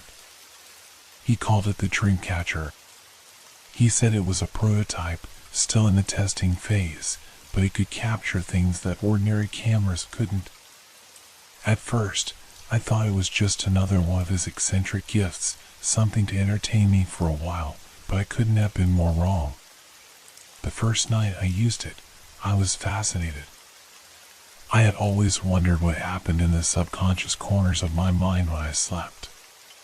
With the Dreamcatcher, I could finally see it, my dreams, projected in clear, vivid detail on the small screen of the camera. I spent hours watching the first few recordings, amazed by the strange, ethereal landscapes and the characters that filled the scenes. There were colors and lights I couldn't explain, and the oddest sensations gripped me, as though I were living the dreams in real time, even though I was wide awake. But there was something unsettling about it. Something that began to gnaw at me as I watched the footage. The dreams seemed to follow a pattern I couldn't quite understand. At first, it was harmless, a forest with shimmering trees, a river that ran like liquid silver, a voice calling my name from a distant cliff. It was strange, but not terrifying. However, with each night, the recordings became more intense, more real. The voice in my dreams began to speak in fragmented sentences, as if it were trying to tell me something. The forest turned darker, the trees twisted in unnatural shapes. The river was no longer silver, it was an inky black, its surface still and uninviting. The worst part? There were moments in the footage that I didn't recognize. I could see myself in the dream, walking through scenes that felt so familiar yet completely foreign. But there were times when I would look into the screen and realize I wasn't in control anymore. It was as though something else was guiding me through the dreams, leading me into places I had never imagined. The first of these odd moments occurred after I woke up one morning, feeling uneasy. I couldn't remember the dream at all, which was unusual.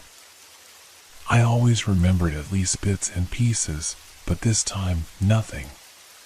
When I checked the camera footage, I saw that the dream had recorded itself without my knowledge. And that's when it hit me, there were moments in the video that I couldn't remember experiencing. I watched in disbelief as I saw myself walking through a room I didn't recognize, staring at something off-screen with a look of confusion. But that wasn't the worst part. On the screen, just as I was about to leave the room, something shifted. In the corner of the shot, barely visible, a figure appeared, a dark silhouette, hunched and distorted, standing motionless in the shadows. I blinked, rewinding the footage, my heart racing in my chest. I had no memory of this. No memory of the figure that loomed in the background, its form unnatural, flickering in and out of focus. I felt the chill run down my spine as I continued watching. The figure didn't just stand there, it moved. Slowly, deliberately, it inched closer to me. The camera, or whatever force was controlling it, captured everything, but I never saw the figure in the dream. I never saw it when I woke up. It was only there on the screen, hidden in the dark corners of the footage, a presence that felt more like a warning. The unsettling feeling grew stronger over the next few days.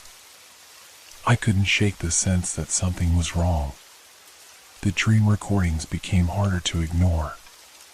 The figure, though always lingering in the background, began to take more form.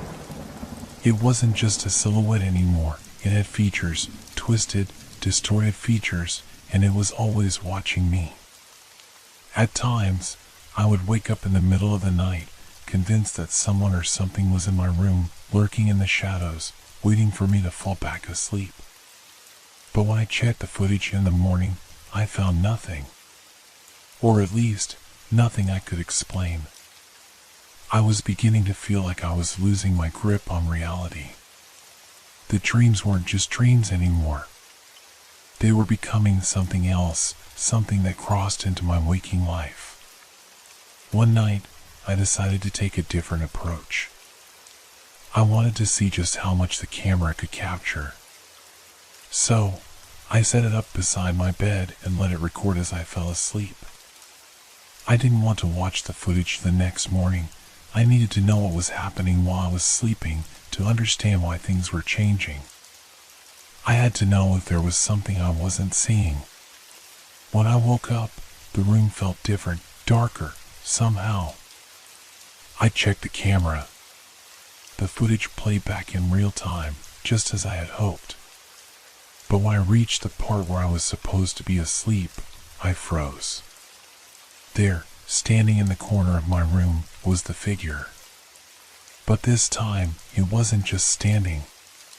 It was moving towards me, its limbs jerking unnaturally, its eyes, if you could call them eyes, glowing with an eerie light. I had never felt more terrified in my life. And then, the camera shut off. The screen went black, and I was left in silence. I don't know what's happening anymore, or if the camera has unlocked something that should have remained locked away. But I do know one thing, it's not just my dreams being recorded. It's something else. Something watching me. I can't escape it, not now. And I fear that, with every passing night, the dreams and the figure are getting closer. After the footage shut off, I sat there, staring at the blank screen, my heart pounding in my chest. I didn't know what to think or what to do. I should have been frightened. I was frightened, but there was something more, something that felt wrong. I kept telling myself it was just a malfunction, a glitch in the camera, but deep down, I knew that wasn't it. Something else was happening, something I couldn't explain. I tried to turn off the camera, but it wouldn't budge. The power button refused to work, and the screen remained a solid black. It felt as though the camera had become alive, holding me captive in its silence. For hours, I sat there in the dark, my eyes glued to the screen, half expecting the figure to appear again, but nothing happened. The next morning, I woke up feeling strangely detached from everything around me. It was as if I was caught between two worlds, the one where I was awake, and the other, the dream world, which was beginning to bleed into reality. I couldn't shake the feeling that I was being watched, that someone, or something, was lingering just beyond my sight. I couldn't bring myself to watch the footage again. But as much as I tried to avoid it, I knew I had to. I needed answers. So, I picked up the camera and reluctantly pressed play. The video began as it always did, with the blurry images of me lying on my bed, falling into a deep sleep. But as it neared the moment where I had woken up, the footage shifted. For a split second, there was a flicker, a distortion in the image, as though the camera had captured something out of place. Then, I saw it. The figure was standing right next to my bed, just inches away from where I had been sleeping. I stopped the video and rewound it, my hands trembling. I couldn't believe what I was seeing. The figure was not just standing next to me, it was touching me. Its fingers were trailing lightly across the sheets, moving slowly, deliberately, as if it were studying me. I felt an icy chill run through my body as I watched the footage. How was this possible? How had I not noticed it when I woke up? I didn't remember feeling its touch. I didn't even remember it being there. I should have felt something, shouldn't I? But no, there was nothing. Just an empty room, a night of peaceful sleep, or so I thought. My mind raced as I tried to rationalize it. Maybe it wasn't a ghost or some otherworldly being. Maybe it was all in my head. Maybe I had imagined it, projected my fears onto the footage. But deep down, I knew that wasn't true. There was something real about that presence, something tangible. The figure began to change after that. Its movements grew more erratic with each night's recording. At times, I would wake up to the sound of faint whispers in the air, like a distant murmur I couldn't quite understand. I couldn't remember hearing them in the moment, but the camera had captured them, and it was there, clear as day. The whispers grew louder, but no one was in the room with me. Only the camera, watching, recording. I started noticing small things that I couldn't explain. The door to my room would be slightly ajar when I woke up, even though I was sure I had closed it before going to bed. The lights would flicker, casting long, eerie shadows across the walls. And once, I even saw something move in the corner of my vision, a figure, standing still, just outside my room, as though it had been waiting for me to notice. The more I watched the footage, the more I realized it wasn't just a camera. It had become a window into something far more sinister. The dreams, the figures, the whispers, they were no longer confined to the dream world. They were crossing over into mine. I tried to destroy the camera. I thought that maybe, just maybe, if I broke it, I would rid myself of the nightmare that had attached itself to me. But when I tried to take it apart, the camera resisted. The screws wouldn't come loose. The casing seemed indestructible, as though it had a mind of its own. The more I struggled, the more I felt its presence pressing down on me, suffocating me. That's when I realized whatever was in the camera wasn't just trying to communicate through my dreams. It was trying to take control. It was trying to pull me into its world, where the lines between dreams and reality were beginning to blur. I stopped sleeping after that. I couldn't bear to close my eyes, knowing that when I woke up, there would be more footage, more evidence of the thing that stalked me from the shadows. But no matter how hard I tried to stay awake, exhaustion would always win in the end. I would drift off, only to wake up to more whispers, more images that I couldn't explain. One night, after I finally gave into sleep, I woke to a sound I hadn't heard before. It was a tapping, a light, rhythmic tapping that came from the direction of the camera. I sat up, heart racing, and glanced over at the desk where the camera rested. The light was on, and the lens was staring back at me, as though it had been waiting. I walked over cautiously and pressed play. What I saw made my blood run cold. The camera had recorded me while I slept, again. But this time, it wasn't just a figure standing in the corner or touching me. It was in my bed with me. It was sitting beside me, its twisted face inches from mine, its eyes glowing with a sickly, unnatural light. And worst of all, I could hear its breath, low, raspy, as though it was right there with me, in the room. I stared at the footage in disbelief, my mind reeling. I knew then that I was no longer safe. The camera had become more than just a tool for recording my dreams, it had become a doorway. And what came through it wasn't human. It was something else. Something ombre. And it was getting closer. The days blurred together after the footage from that night. I couldn't focus on anything else. My mind kept replaying the images of the figure, that twisted, glowing face so close to mine. The memory of it haunted me, gnawing at the edges of my sanity. I was no longer sure where my dreams ended and reality began. Was I seeing things? Or was something truly trying to reach through the lens of that cursed camera? I couldn't escape it. The camera was everywhere. Every time I closed my eyes, I saw its lens watching me, its cold, unblinking eye waiting for me to slip into sleep. I couldn't leave the house. I couldn't even sit in the same room with it without feeling like I was being stalked. But as much as I tried to distance myself from it, there was something drawing me back. Some part of me that couldn't look away from the abyss. The whispers grew louder. I could hear them even when the camera wasn't recording. At first, they were faint murmurs, the kind you could almost convince yourself were just the wind. But over time, they grew clearer, more distinct, until I could make out words. Some of them were unintelligible, a language I didn't recognize, but others were chillingly clear. Come closer. Sleep. We wait. Take my hand. I couldn't escape them. I tried everything, burning incense, closing the curtains, playing loud music to drown out the voices. But nothing worked.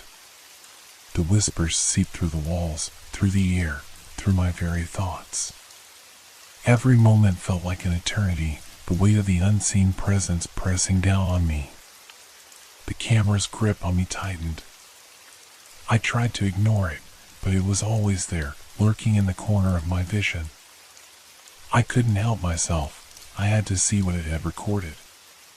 Every night, after the whispers had died down, I would play back the footage. And every night, I would find something new. One night, I awoke to the sound of my own voice speaking in my sleep. It was faint, but there. I didn't remember saying anything, but there it was, a low murmur on the recording. I played it back, half expecting it to be nothing, just another trick of my mind. But when I heard the words, I froze. Help me, please. The voice was mine, but it wasn't mine at the same time. It sounded distant, detached, as if I was calling out from somewhere far beyond my own body. I tried to dismiss it. It had to be a trick of the camera, some distortion in the recording. But the more I listened to the whispers, the more I realized that something was trying to communicate with me, something that had no place in my world. One morning, I woke up to a new kind of silence. The house felt eerily still. No whispers. No shadows. No feeling of being watched. I almost welcomed the peace, even though I knew it couldn't last. But the silence only made the tension in the air even worse. It was too quiet. Too empty. Like the calm before a storm. And then, I heard the tapping again. At first, it was soft, almost imperceptible, just like before. But this time, it didn't stop. It grew louder, faster, until it was a frantic drumming, coming from all directions. It wasn't just in my room, it was in my head. In the walls. In the floor. In the very air I breathed. I tried to cover my ears, but it wouldn't go away. I had to look at the footage. I had to know what it had captured this time. I rushed to the desk, hands shaking as I fumbled for the camera. My heart pounded in my chest, and the tapping followed me, echoing in my mind like a countdown to something inevitable. I pressed play. The footage was unlike anything I had seen before. There was no figure in the corner. No twisted face. This time, the camera recorded me, lying in bed, completely still, my eyes closed as if I were deep in sleep. But there was something off about it. My breathing was too slow, too shallow, as though I wasn't breathing at all. As though I were dead. And then, the screen flickered. The image distorted, like something was trying to force its way into the frame, a dark, formless shape pushing through. The tapping grew louder, frantic, as the shape began to take form.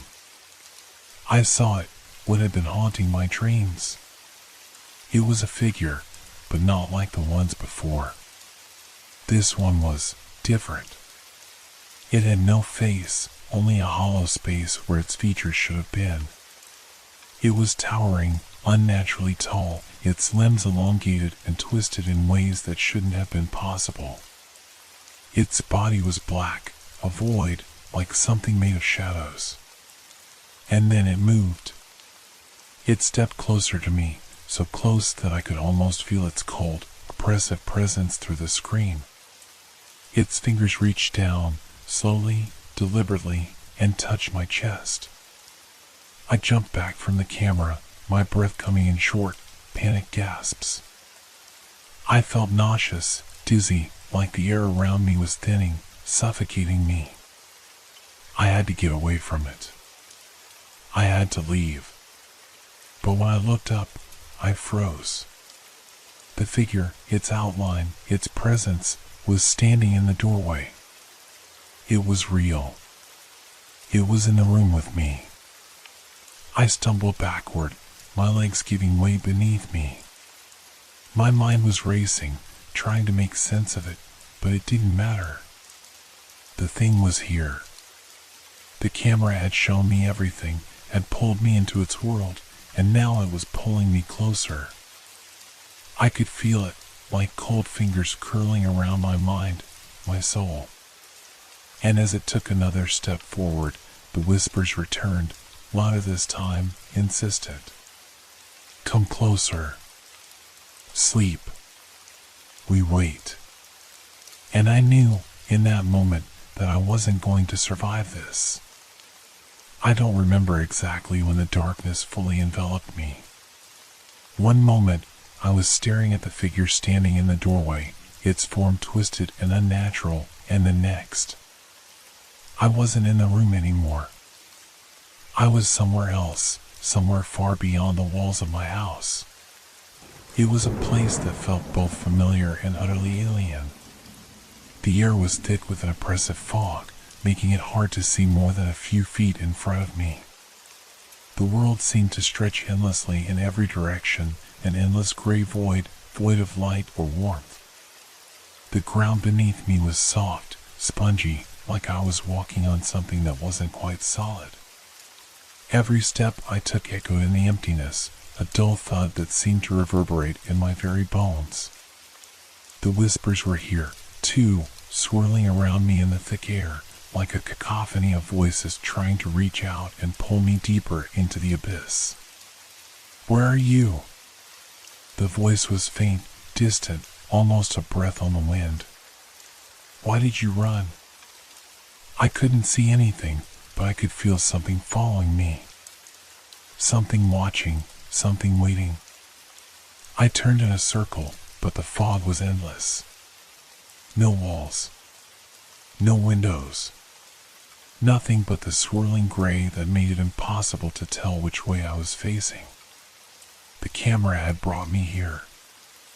I didn't understand how or why, but the lines between the real world and whatever twisted, otherworldly space I found myself in were gone. The whispers intensified, louder now, overlapping, crashing into one another, growing more frantic. Sleep. You can't escape.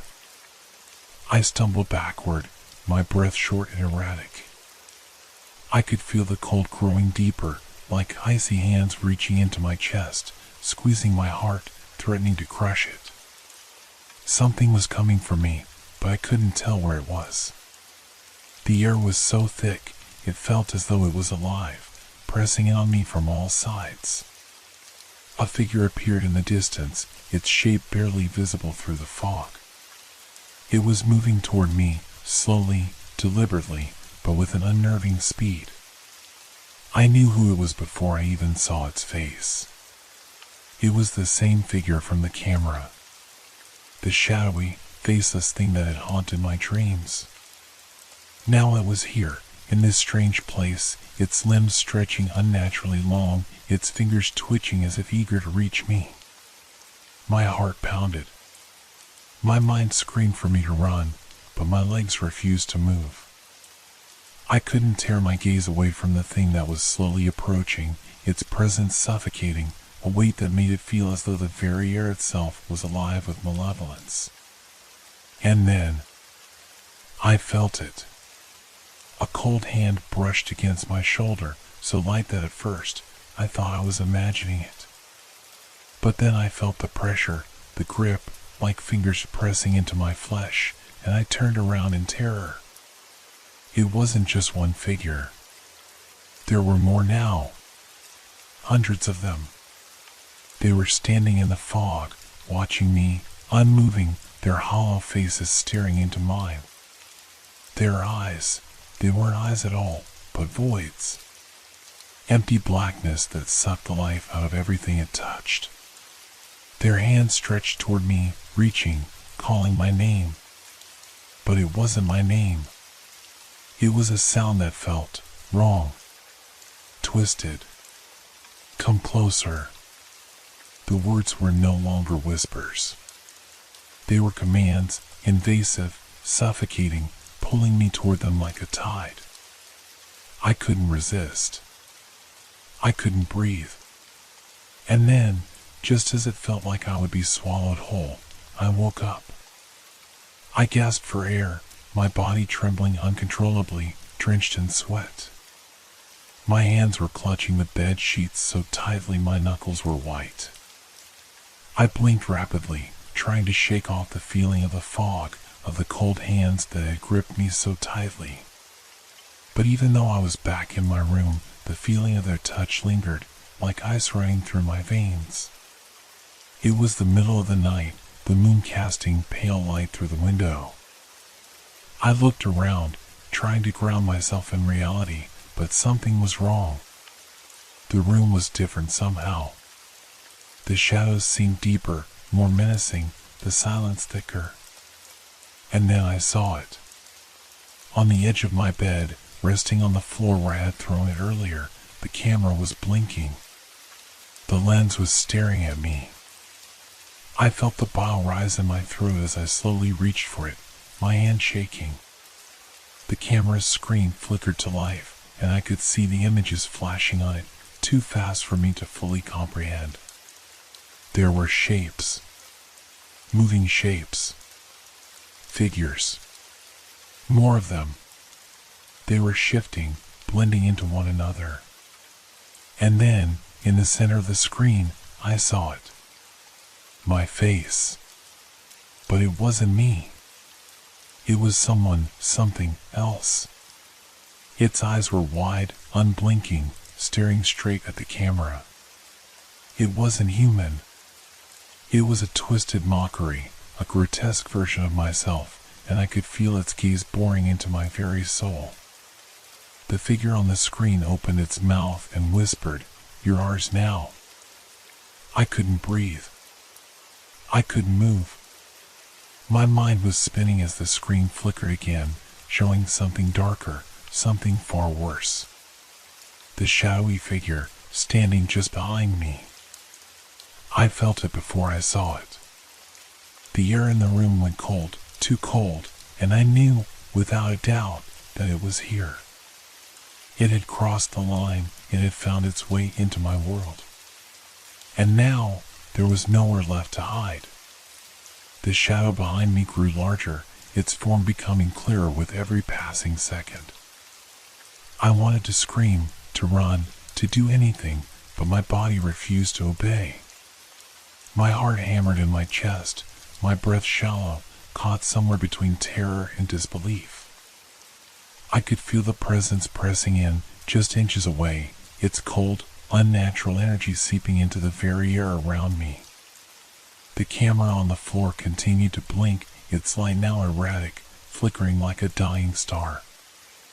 I could hear the faint hum of its motor, a low buzz that made my skin crawl.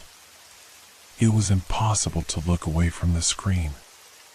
The figure, my distorted reflection, was still there, its unblinking eyes fixed on me.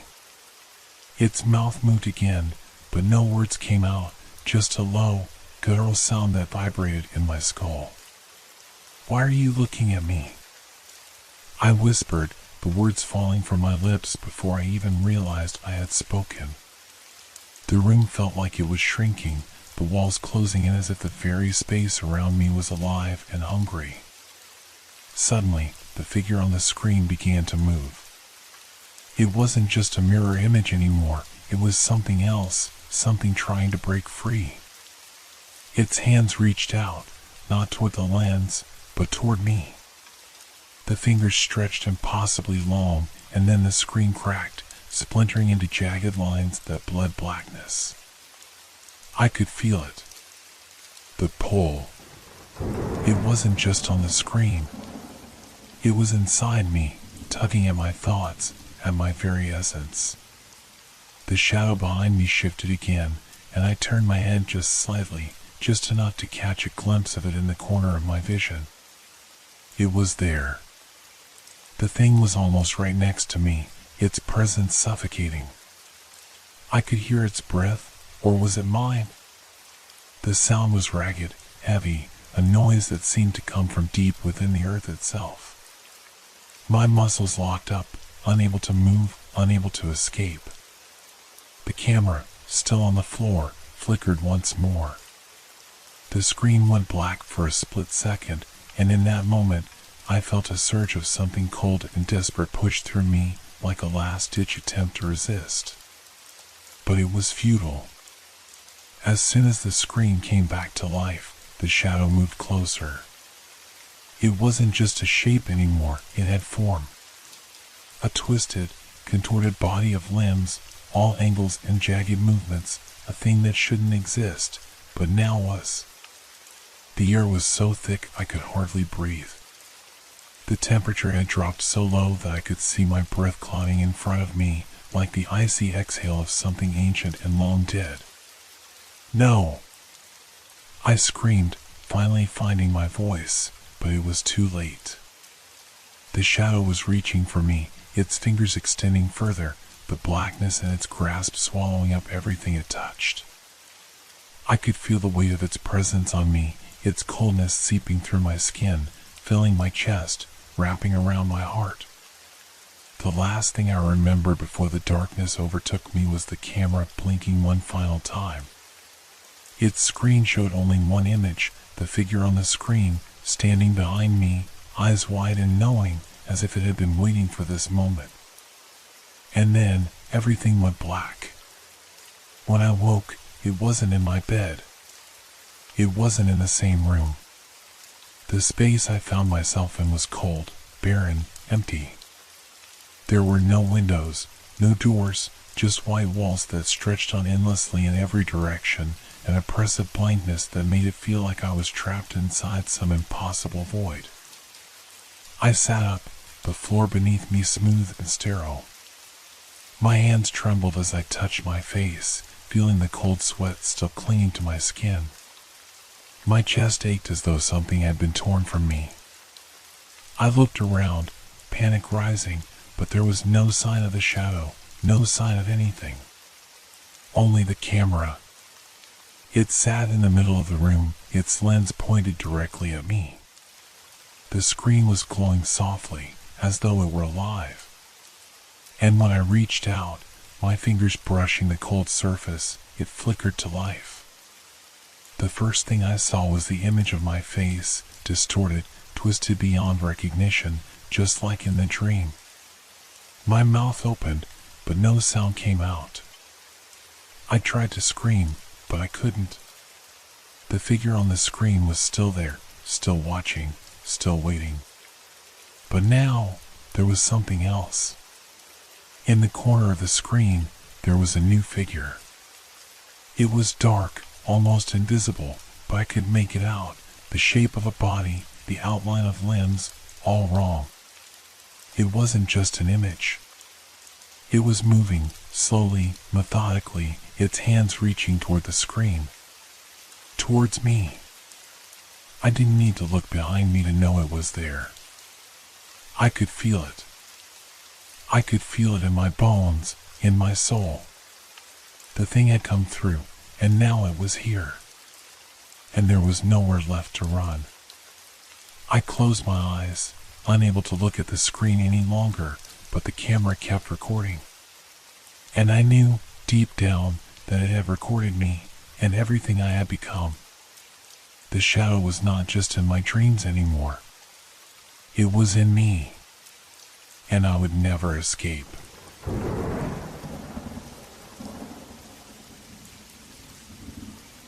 Have you ever felt like something was wrong, but you couldn't put your finger on it? Like a subtle shift in the air, or a tiny detail out of place that doesn't seem important at first, but slowly eats away at your peace of mind? I never thought much about those feelings until that night. It had been snowing heavily all afternoon. The kind of snow that blurs everything beyond the windows, making the world outside seem like a vast, empty canvas of white. I had stayed inside, cozy by the fire, distracted by the quiet crackling of the logs. It wasn't until the storm cleared and the first hint of moonlight cut through the clouds that I noticed the tracks. I live alone in a small cabin at the edge of a thick forest. It's a quiet place, perfect for some solitude. After the snowstorm, the silence was almost deafening, except for the soft crunch of the snow underfoot as I stepped outside onto the porch. I took in the cold air, feeling it bite into my skin when I noticed them. Tracks. They weren't there when I checked earlier in the day, not before the storm hit. I would have noticed them, surely. But now, in the fresh blanket of snow, there they were. Distinct, purposeful tracks leading from my house toward the forest, disappearing into the trees. I stared at them, my breath forming clouds in the frosty night air. The odd thing was, I hadn't gone outside today, at least, not after the snow started falling. I would have remembered it if I had. So, who left these tracks? And when? I stepped off the porch, the snow crunching under my boots, my heart picking up pace as my gaze followed the path. There were no other signs of life around, no cars, no people, not even animals. Just the tracks leading into the deep woods. I had always been a logical person.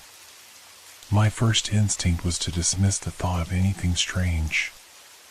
Maybe it was just someone passing by, perhaps a neighbor from the next cabin over. But the feeling of unease settled in my gut like a cold weight. The tracks were too neat, too deliberate. They didn't look like the random, staggered steps of someone caught in a storm. They were straight, purposeful, as if whoever had made them had a destination in mind. I didn't want to follow them. Every fiber of my being screamed at me to stay inside, to lock the door and forget about it. But curiosity, that stubborn pull of the unknown, urged me on. So, I took a few cautious steps forward, following the path. The moonlight painted the snow in shades of silver and blue, casting long, eerie shadows across the ground. The further I walked, the more the forest seemed to press in around me, the trees looming like silent sentinels. The air was thick, and the cold seemed to cut deeper with every breath. It was when I reached the edge of the trees that I felt it, a chill running down my spine, like fingers brushing against my skin. I stopped, my breath coming in short bursts. The tracks continued into the forest, but something was wrong.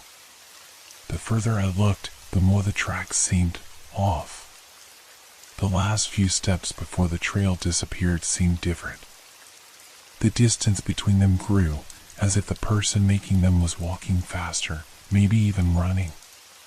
And then, at the very end, they stopped altogether, as if the person had vanished into thin air. I took a cautious step forward, my eyes scanning the surrounding trees. There was nothing. No movement, no sound, just the stillness of the night. My thoughts raced, and the unease in my chest grew heavier. I tried to make sense of it. But the more I tried, the less sense it made. It was then that I heard it, a rustling sound, coming from behind me. I froze, my heart thumping painfully in my chest. I slowly turned around, but there was nothing there. just the vast, empty snowfield stretching out behind me, the forest dark and still.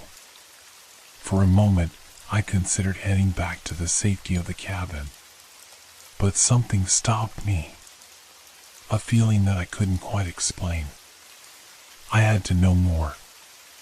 I took a deep breath and turned back to the forest, stepping further into the darkened woods, following the tracks. But as I did, something strange happened. The tracks started to shift. At first, it was subtle, just a slight change in direction. But as I moved further, the tracks began to curve, turning back toward my cabin. Slowly, deliberately, they seemed to be leading me home. I paused, my breath catching in my throat. No, this wasn't possible. I had been following the tracks straight into the woods. How could they be leading me back? A cold shiver ran through me as I looked around, the moonlight filtering through the trees, casting twisted shadows that seemed to move just out of the corner of my eye.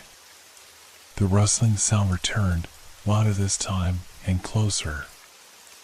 I turned quickly, my heart pounding in my chest. The snow was silent, but the feeling of being watched was overwhelming. I didn't know if I was being paranoid or if something was truly out there following me. But the tracks were real. They were changing direction. And I was no longer alone in the woods. I took a step back, my mind racing. What was happening? Why were the tracks leading me back home? And who or what was following me?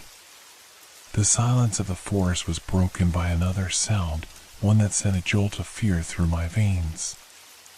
A crunch of snow. Slowly, I turned toward the sound. And in that moment, I realized the truth. I wasn't the one following the tracks. They were following me. My heart thudded in my chest as I stared into the dark, the cold air biting at my skin. The crunch of snow behind me had stopped, but the oppressive silence that followed felt even more suffocating. I didn't dare move. My feet were frozen in place, my mind racing, trying to make sense of what was happening. For a long moment, I stood there, not moving, not even breathing, my eyes scanning the snow-covered forest for any sign of movement. The wind rustled the branches overhead, but there was nothing else. No more footsteps. No more sounds. Just the eerie stillness of the night. But I felt it. I felt something watching me from the darkened woods.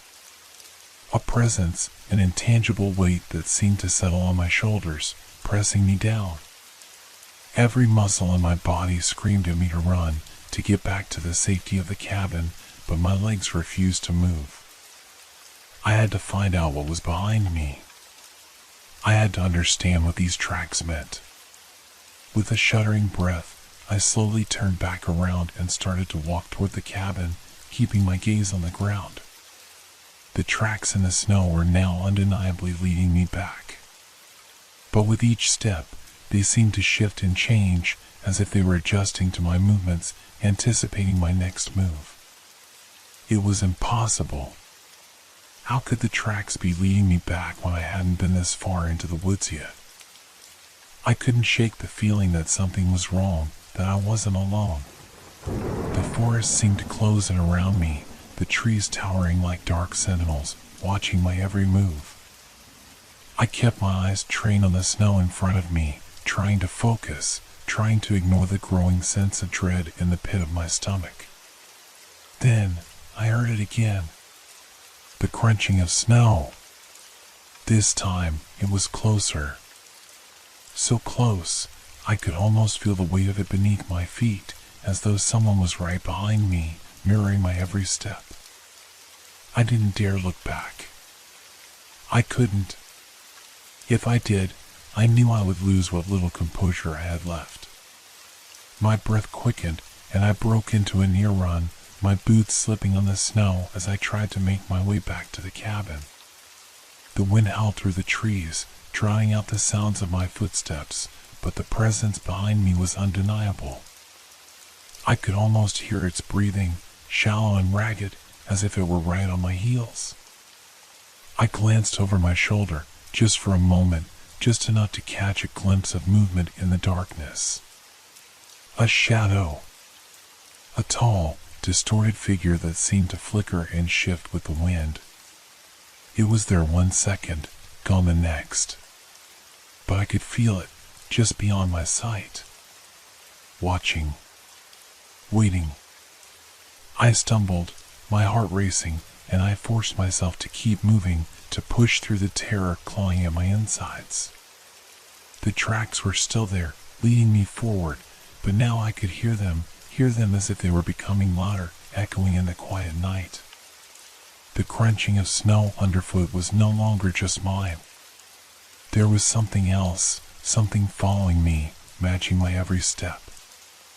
I could hear its breath now, ragged and uneven, like a whisper in the wind. The shadows seemed to follow me, always just out of reach, always just beyond the corner of my eye. But I knew it was there. I could feel it, and the closer I got to the cabin, the more intense the sensation became. The air grew heavier, the atmosphere thick with an invisible pressure, as if the world itself were closing in. I reached the edge of the woods, the cabin just in sight through the trees.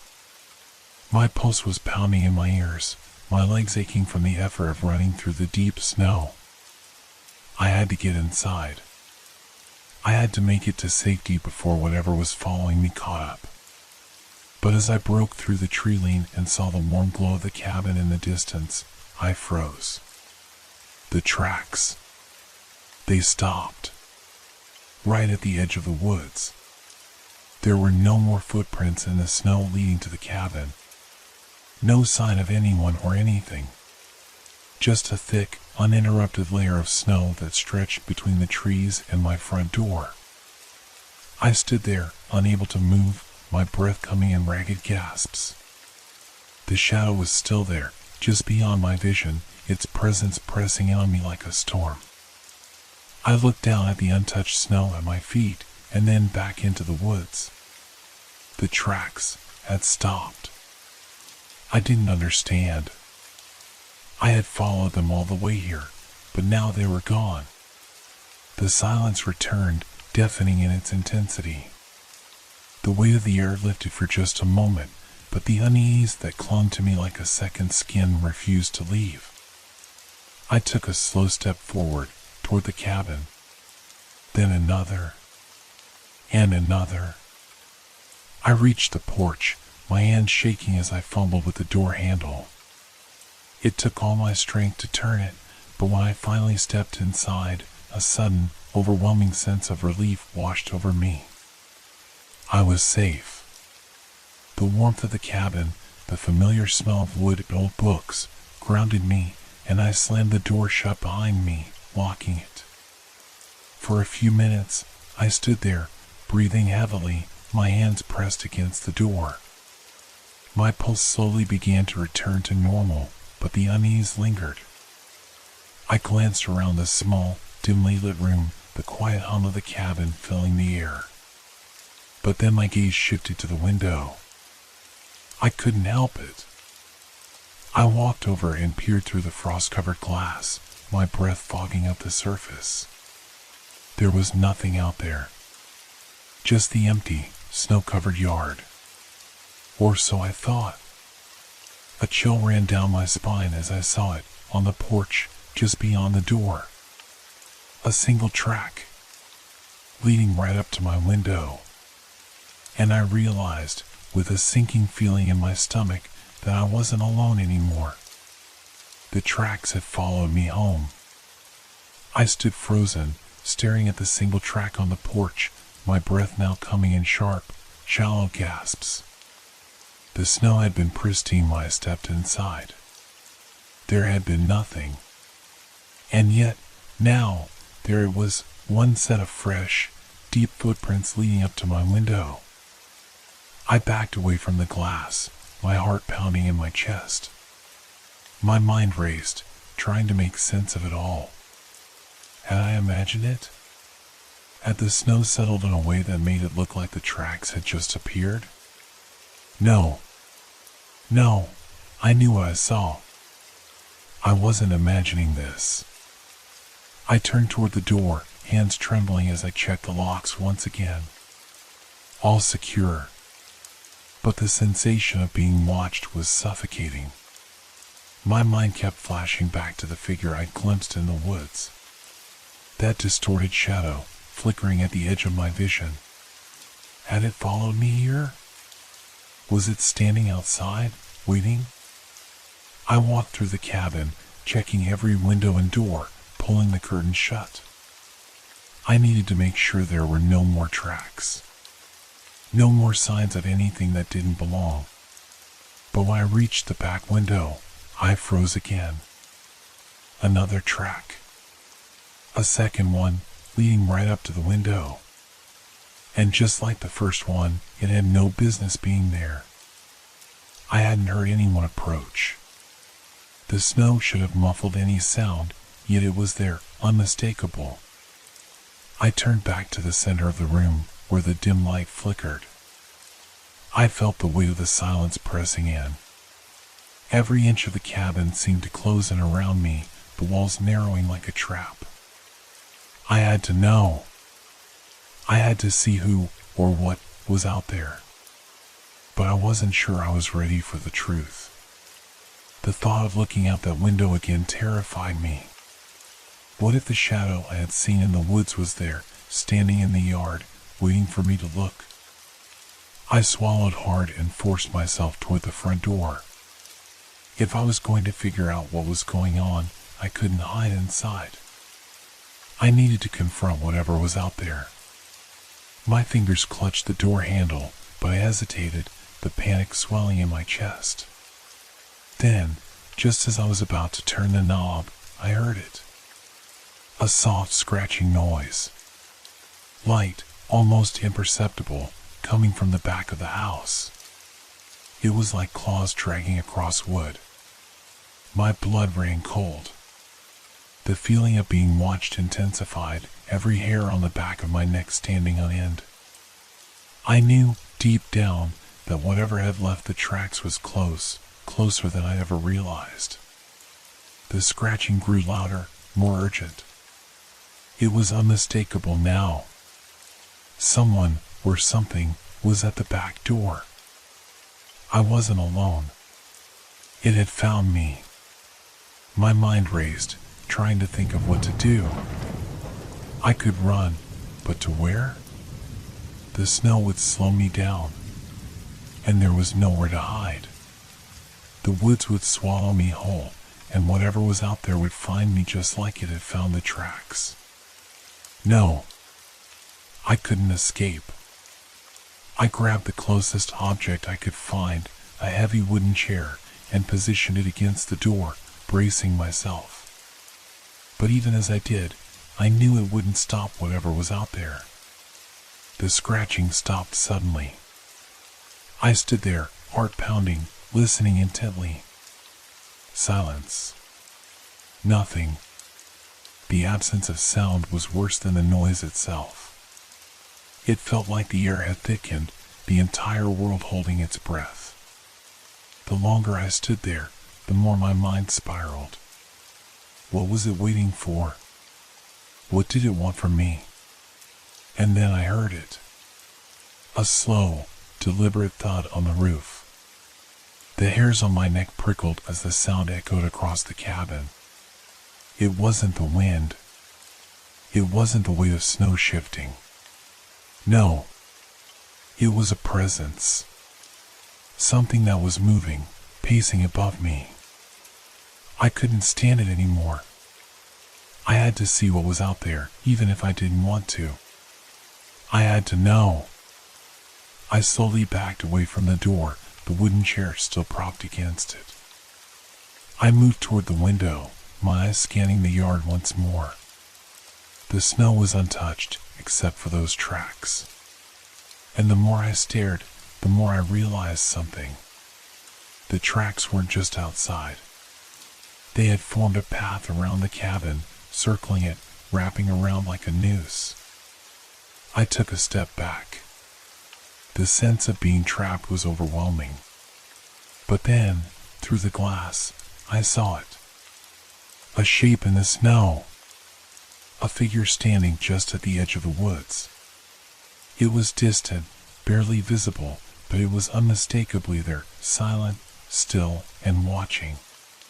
Its form was obscured by the falling snow, but I could tell it wasn't human. It was tall, hunched over, its outline flickering, almost like smoke or mist, as if it couldn't quite hold its shape. And in that moment, I understood. It wasn't just following me.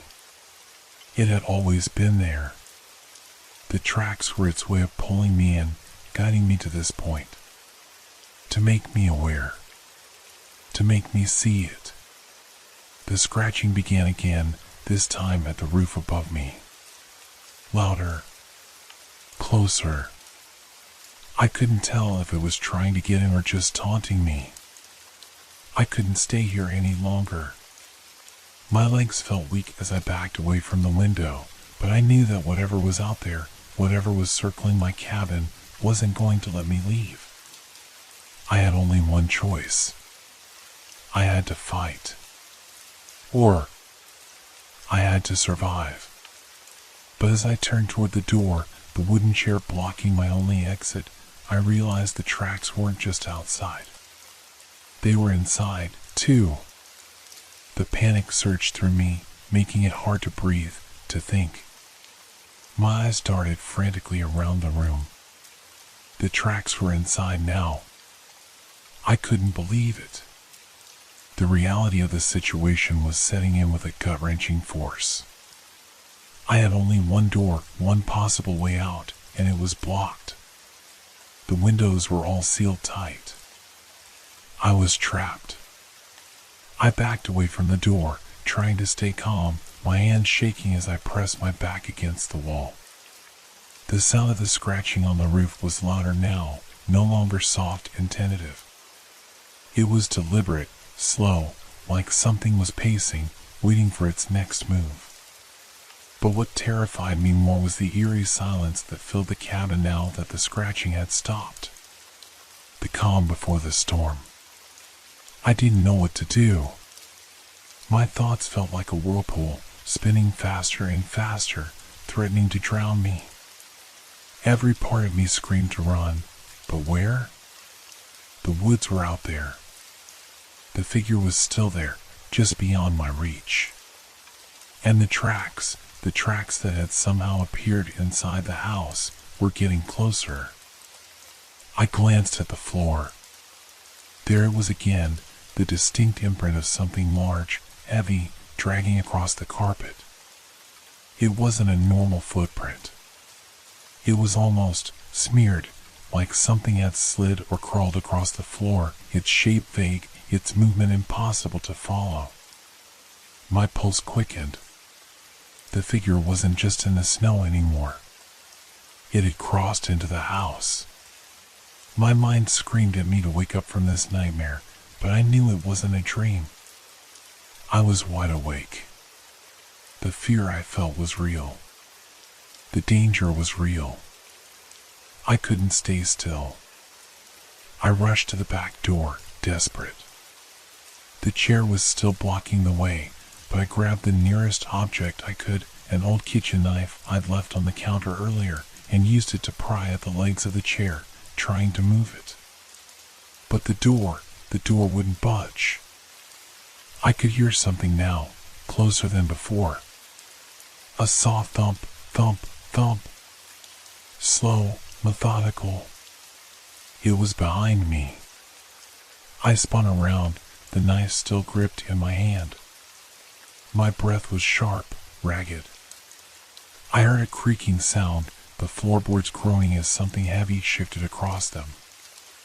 I wasn't alone in this room. I was being watched. And whatever was in here with me, it wasn't human.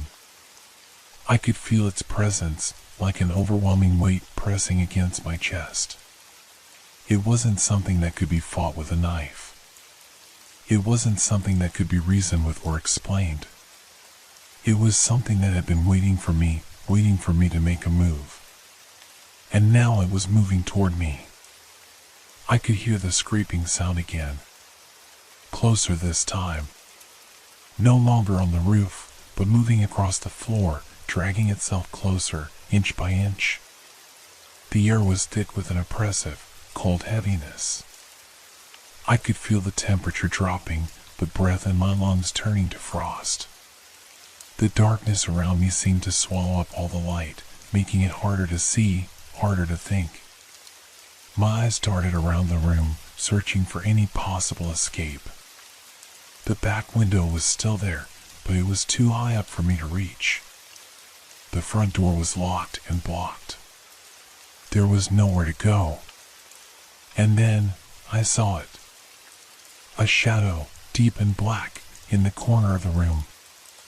It stretched long and twisted, as if it had no boundaries, no shape, no right to exist in the light.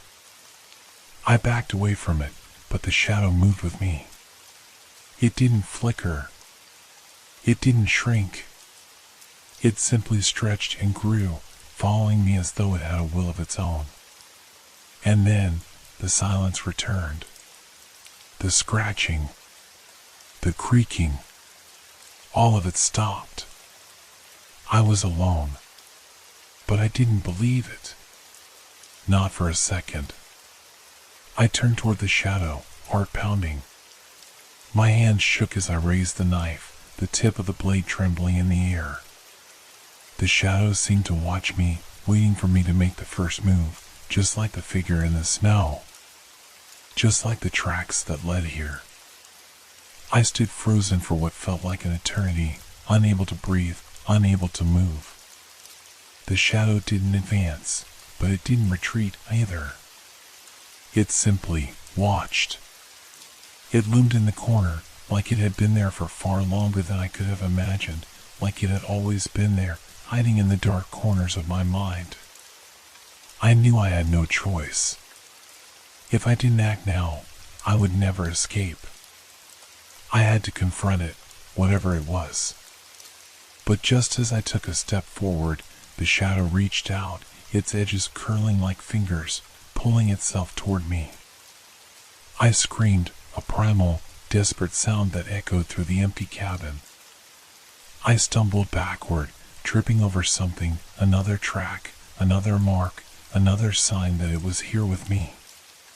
The shadow reached out again, and in the same instant, I saw it, its shape, its form. It was no longer just a dark blotch in the corner. It had taken on the shape of a figure, tall and thin, its limbs stretched impossibly long. Its face was obscured, hidden in the darkness, but I could feel its gaze. I was paralyzed, my body refusing to move. I couldn't breathe, couldn't think. I had to fight. I had to escape. But no matter what I did, it felt like the shadow had already won. And then, in the split second that everything felt like it was closing in around me, I realized I wasn't alone in this place. It had always been with me. The tracks, the figure in the woods, the shadow, they were all part of the same thing. I had walked right into its trap. I tried to scream, but no sound escaped my lips. My throat had gone dry, and the air was so thick with fear that I couldn't even manage a breath. The figure, the shadow, loomed closer, and I could feel its presence wrap around me like a suffocating fog. My legs gave way beneath me, and I collapsed to the floor, the knife slipping from my grip and clattering across the wooden boards. Time seemed to slow. The shadow stretched farther, its limbs no longer just shadows, but something tangible, something alive. I could feel it creeping across the floor, its movement like the shifting of darkness itself. The figure had no face, no features to identify. It was just a shape, but one that felt so familiar, so wrong. It was as though it had been waiting for me, waiting for this moment when I was finally cornered, when there was nowhere left to run. The edges of the room seemed to disappear, the walls thinning, stretching, until it felt like there was nothing left but the shadow and me. I couldn't think. I couldn't move. I was frozen, caught in its grip. But then, just as I thought I was going to lose myself to it entirely, a sudden thought struck me. The camera. I hadn't checked the footage since yesterday. The camera was still in my bag, the one that had recorded everything. The camera that had captured the dreams, the shadows, the inexplicable, the terrifying. It was my only chance. I scrambled for the bag, the panic driving me to move, to act, even though I knew every moment I spent struggling to retrieve it was one more moment it had to close the distance between us. My hands were shaking so badly that I could barely unzip the bag, but I finally managed to pull out the camera, the small device feeling impossibly heavy in my hands. The shadow didn't stop. It was still creeping closer, dragging itself across the floor with an eerie, whispering sound like the rustling of leaves. But I focused all my energy on the camera. I turned it on, desperately pressing the buttons, hoping for some kind of miracle, anything to stop the creeping terror. The screen flickered to life. I watched it, the live feed, just like I had seen countless times before. But this time, something was different. The image on the screen wasn't the room around me. It wasn't the cabin. It was something else. A place I couldn't recognize, a place I couldn't understand. The camera was showing a place beyond the walls, beyond the physical world I knew. And there, in the center of that place, was the same figure I had been running from. It was watching me. It knew I was watching it. The figure stood still, motionless in the shifting shadows, and for the first time, I saw its face. It wasn't human. Its features were distorted, stretched, like something created from the deepest corners of nightmares. It grinned, a wide, too large grin, and its eyes were black, empty voids that seemed to swallow everything around them. I felt a wave of dizziness crash over me, the room spinning. The shadow in the cabin stretched toward the screen, as if it, too, was trying to reach into the world beyond, trying to drag me into the same place I saw on the camera. In the next instant, everything went black. I don't know how long I was unconscious. When I finally came to, the shadow was gone. The room was still. The air felt different, thick, as if the weight of everything that had happened was pressing down on me. The camera was still in my hand. I shakily got to my feet and walked to the window, my heart pounding in my chest. Outside, the snow had stopped falling. The night was still and quiet. There were no more tracks in the snow. No more signs of what had been chasing me. But I couldn't shake the feeling. The feeling that something was still out there, waiting, watching. The footage. I hadn't even thought to check the camera's memory. I played back the recording. What I saw made my blood run cold. It wasn't just a video of the empty room. It wasn't just static or a malfunction. The camera had captured something more. It had captured me, sleeping, moving, shifting in the bed. But in the middle of the footage, I saw something else, the figure from the woods. The shadow. It was standing behind me as I slept. And then, in the last frame, just before the video cut off, the figure leaned in, its black eyes staring directly into the lens. It had been there the whole time. It never left.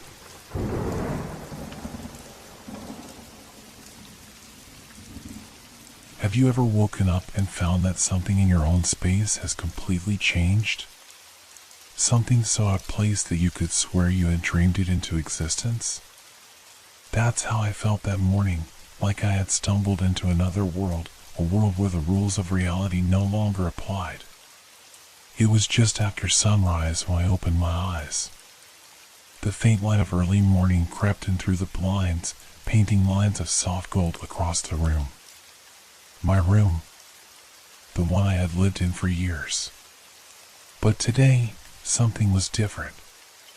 Something felt off. I tried to shake off the grogginess, rubbing my eyes as I sat up in bed. That's when I saw it. There, on the wall, where there had always been nothing but a blank stretch of plaster, stood a door. It wasn't just any door. It was an old wooden door, the kind you might find in a much older house. The wood was dark, weathered, with ornate carvings that seemed too intricate for a modern home. The frame around it was dusty, as if it had been forgotten for years. I could barely make out its edges against the pale wall, almost like it had grown out of the surface itself. At first, I thought it was a trick of the light. Maybe I was still half asleep. But no, as I blinked and rubbed my eyes again, the door was still there. A door that I was certain hadn't existed the night before. My heart raced. I stood up, still disoriented, and approached the strange door. The air around me seemed to grow colder, the quiet of the morning now feeling unnaturally thick. The door didn't look like it belonged in my house. In fact, it looked like it belonged to another world entirely. It seemed out of place, like it was a piece of a house that shouldn't be in this one. I reached out and touched the handle. At the moment my hand made contact, I heard it, voices. Quiet at first, barely a whisper, like a murmur just out of reach. I froze, listening closely. The voices were indecipherable, but there was a distinct, unsettling quality to them. It sounded like people, but not in a way that felt normal. The air around the door seemed to hum with the energy of something that didn't belong. I pulled my hand away quickly, feeling a shiver run down my spine. What in the world was going on? How could this door have appeared overnight? How could something so foreign just manifest out of nowhere in my own room? My mind raced. There had to be an explanation. Maybe I was sleepwalking last night and didn't remember it. Maybe I had installed the door and forgotten, though that didn't seem likely. But no matter how I tried to justify it, one thing was clear, the door was real. And it was standing in front of me, beckoning, whispering its secrets. I stepped back, my eyes never leaving the door. The voices grew louder now, more urgent, and my pulse quickened. I couldn't make out the words, but I could hear the tone. It was an odd mix of fear and excitement, as if they were trying to warn me or draw me in. I had to know what was on the other side. I had to see where these voices were coming from. With a deep breath, I gripped the handle again and turned it. The door creaked as it opened slowly, and the dim light of the room poured into the darkness beyond. But there was something wrong about the space behind the door. It wasn't just dark, it was cold. The kind of cold that seeped into your bones. And the air beyond the threshold felt wrong. Thick. Like I was standing at the edge of something unknown. I took a step forward, then froze. A figure was standing just out of view, beyond the door. I couldn't see it clearly, but I could feel its presence. It was watching me, waiting. "Hello?" I called out, my voice shaking, but there was no response. The air seemed to press in on me, and the voices continued to echo, growing more frantic now. And then, in that moment, I realized those voices weren't coming from beyond the door. They were coming from inside my own mind. Something was inside my head, whispering, urging me to step through. To follow. To never look back. I backed away slowly, my heart racing, as the door creaked closed by itself. The whispering faded, but the unsettling feeling lingered. The coldness, the tension, it all stayed with me, pressing in like a weight on my chest. I don't know how long I stood there, staring at the door, my mind in a fog of confusion and dread. I wanted to open it again, to find out what was on the other side, but part of me knew that if I did, I might never come back. But the door wasn't going to go away, and neither were the voices.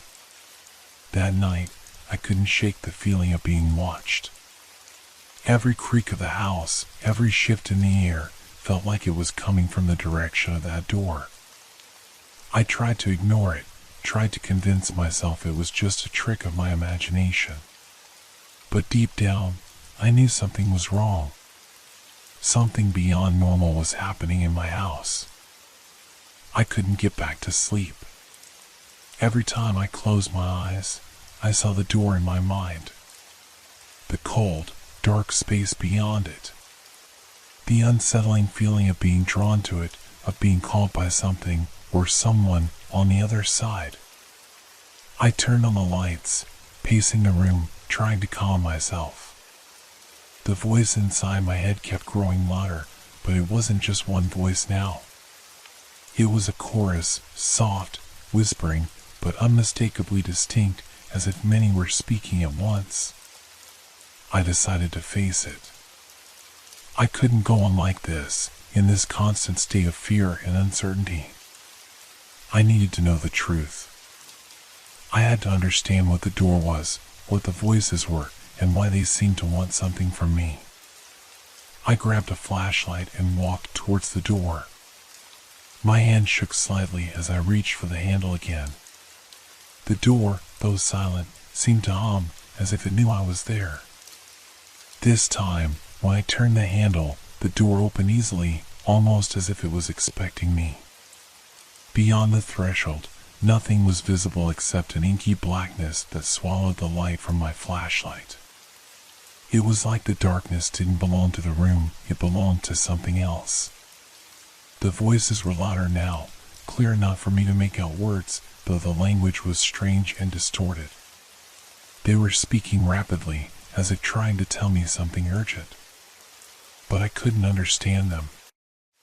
I stood frozen in the doorway, the air around me chilling further, becoming almost unbearable.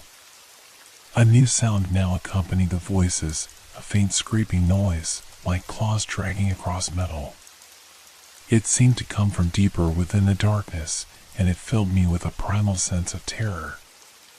Every instinct in my body screamed at me to step back, to shut the door, to forget everything and pretend it had never happened. But something kept me there. A force, subtle yet unyielding, seemed to pull me forward.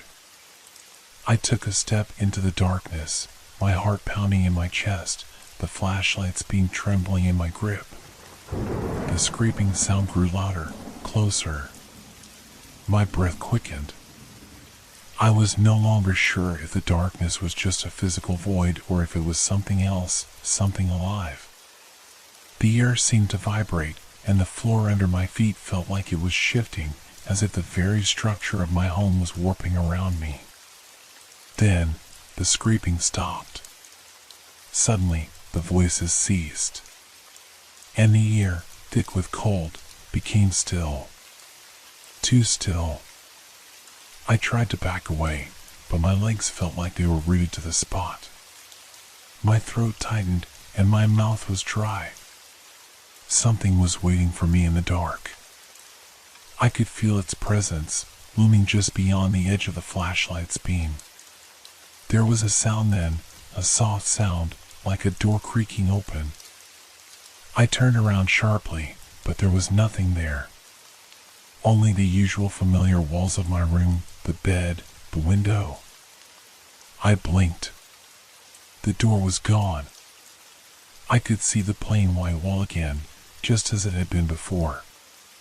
No trace of the strange wooden door, no sign of the darkness or the voices.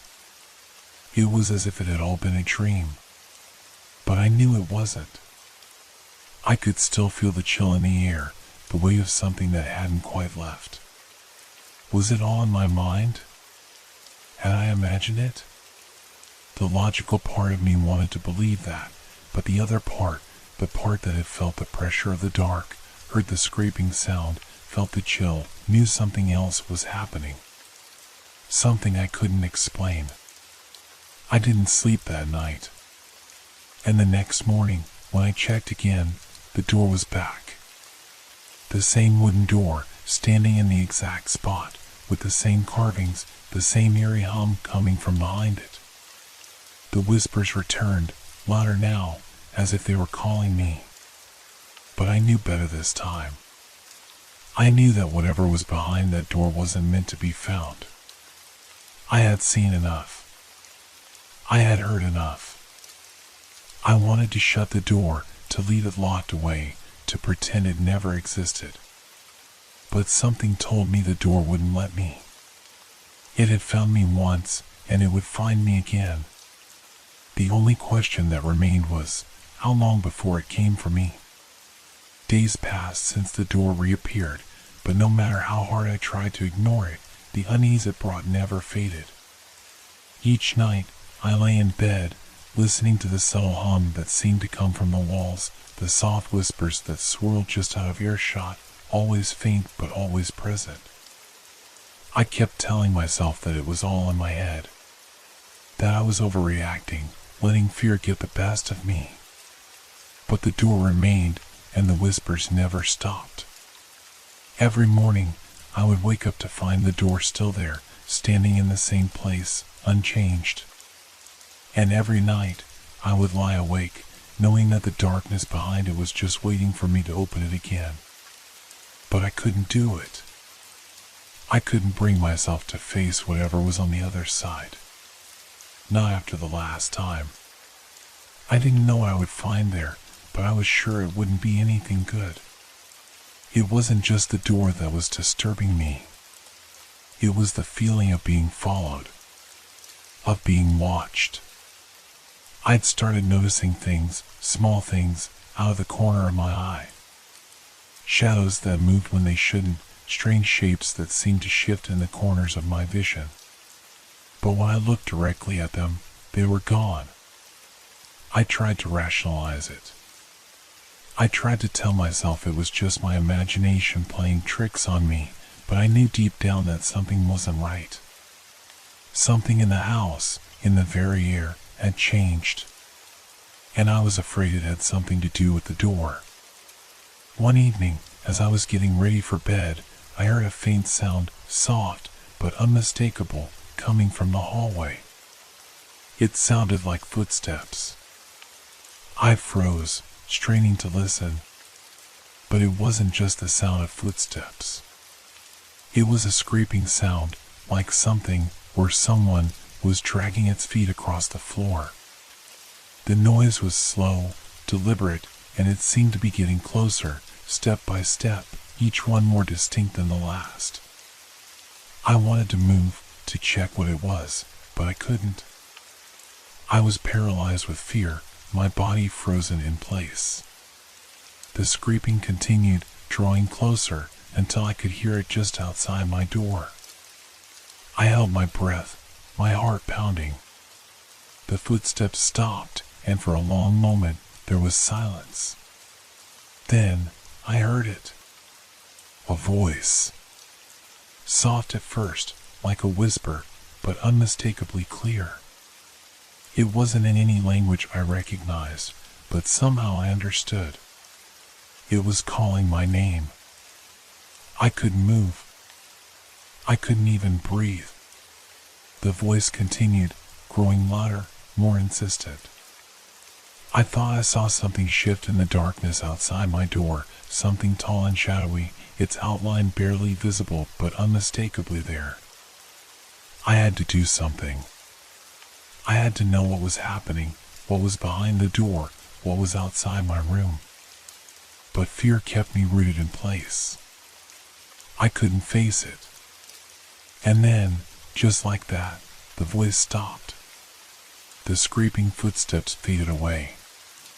The silence that followed was deafening, leaving me in a cold sweat, my pulse racing. I didn't sleep that night. The terror of what I had heard, of what I had felt, gnawed at me. The door was calling me. I knew it. But I couldn't give in. Not yet. The next morning, I decided to take action. I had to know the truth. I couldn't live like this, in constant fear of the door, of the strange whispers, of the unknown presence that seemed to be lurking just beyond my perception. I approached the door cautiously, feeling the weight of its ominous presence. The handle was cold to the touch, and for a moment I hesitated. But then I twisted it. The door creaked open, and a flood of cold air rushed out from the darkness beyond. I couldn't see anything at first, only the impenetrable blackness that stretched out like an endless void. Then, as if it were waiting for me, a figure stepped into the light. It wasn't fully human. It was tall, too tall, with long limbs that seemed to bend unnaturally. Its face was obscured, just a blur of shadow, but I could feel its eyes on me, like invisible fingers brushing against my skin. The figure moved closer, and I instinctively took a step back. My heart pounded in my chest as I realized it wasn't just standing there, it was approaching me, slowly, deliberately, as if it were waiting for something. Waiting for me to make the next move. I wanted to slam the door shut, to run away, but I couldn't. My body wouldn't respond. It was as if the presence had paralyzed me, holding me in place. And then, in a voice that was no longer a whisper but a loud, clear command, it spoke. Come closer. It was all I could do to stay on my feet, the terror almost suffocating. But somehow, I managed to move. Slowly, I stepped closer to the figure, drawn to it as if by some invisible force. And just as I was about to cross the threshold, the door slammed shut behind me. I gasped, the sound of my breath loud in the silence. The room was no longer my own. It was different. The walls had shifted. The air felt thick, almost oppressive. And then I understood. The door hadn't been a passage to another room. It had been a doorway to something else. Something that had been waiting for me. Something that had been there all along. But now that I had stepped through, there was no going back.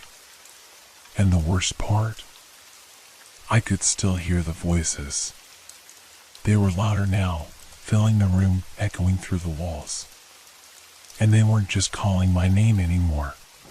The walls around me seemed to pulse, as if they were alive, breathing. The cold air enveloped me, sending shivers down my spine. I tried to move, but it felt like I was wading through thick, invisible sludge.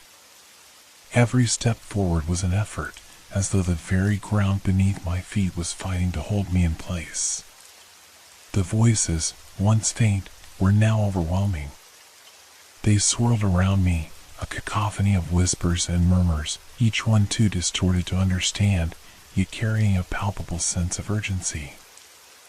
I could feel them tugging at my thoughts, like invisible hands trying to pry into the deepest corners of my mind. Stay, they seemed to say. Stay with us. Don't leave. I shook my head, desperately trying to block out the words. I knew I couldn't trust them. But then I remembered the figure. The tall, shadowy form that had stepped into the light when I opened the door. I turned around, half expecting to see it standing right behind me. But the figure was gone. There was nothing but the swirling darkness, the oppressive silence that now felt heavier than before. I couldn't tell where I was anymore. The room had no edges, no boundaries. It felt like I was floating in the void, suspended in some impossible space. My eyes strained against the blackness, searching for any sign of something familiar, something solid. And then I saw it. A faint, dim light flickered in the distance, like the glow of a distant lantern. I didn't hesitate. Without thinking, I moved toward it, my footsteps muffled by the thick air. The whispers grew louder, more frantic, urging me to turn back. But I ignored them.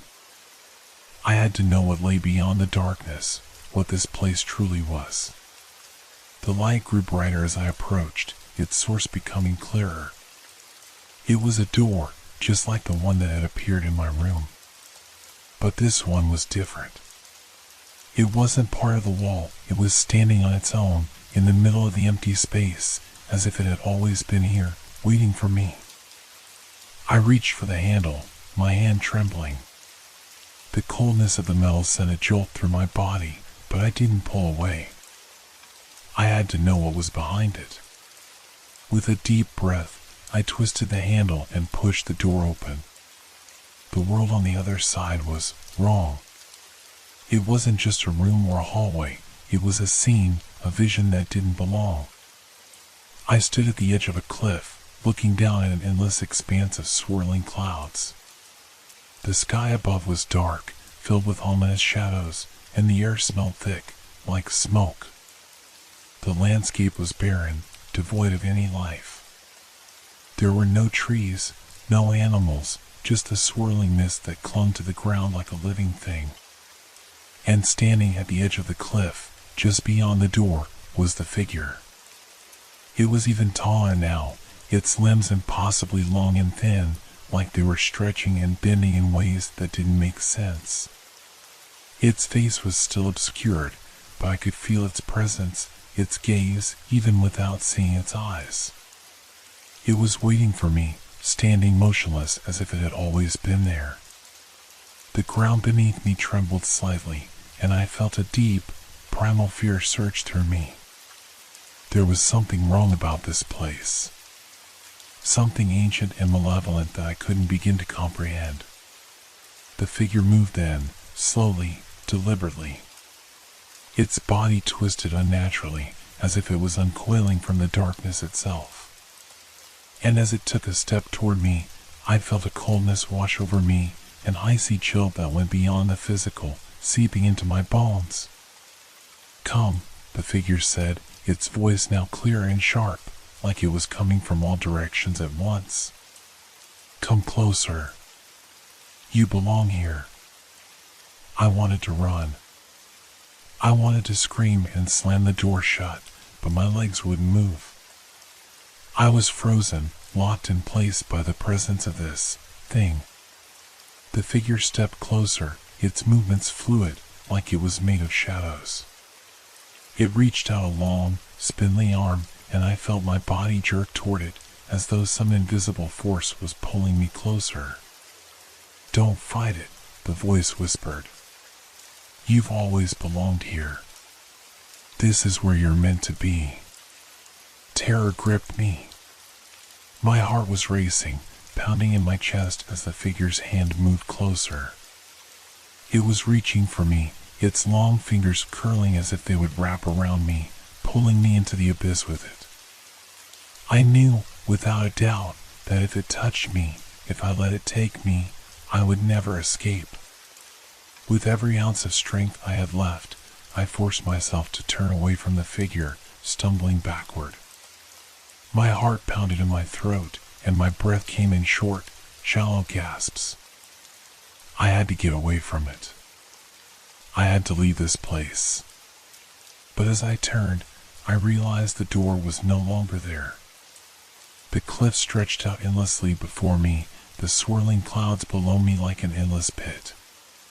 There was no escape. No way out. I screamed, but the sound was swallowed by the vast emptiness. The figure was still there, its presence looming, closer now, filling the space around me. And I knew, in that moment, that there was no way back. The door had never been an escape. It had only led me deeper into the darkness. And now, I was trapped. The last thing I heard before the darkness consumed me was the figure's voice, echoing in my mind, whispering the same words over and over. "You belong here. You always have. I woke up. Or at least, I thought I did. My eyes snapped open, and I was back in my bed. The familiar warmth of my blankets wrapped around me, the quiet hum of the house settling in the distance, all of it felt real. Almost too real. The nightmare had to have been a dream. That was all. But the air was different. Heavier. I sat up, glancing around my room, expecting to see everything as it should be. But my heart sank when I saw it. The door was there again. It wasn't the same as before. This one was slightly different, more solid, more distinct, as if it had always belonged.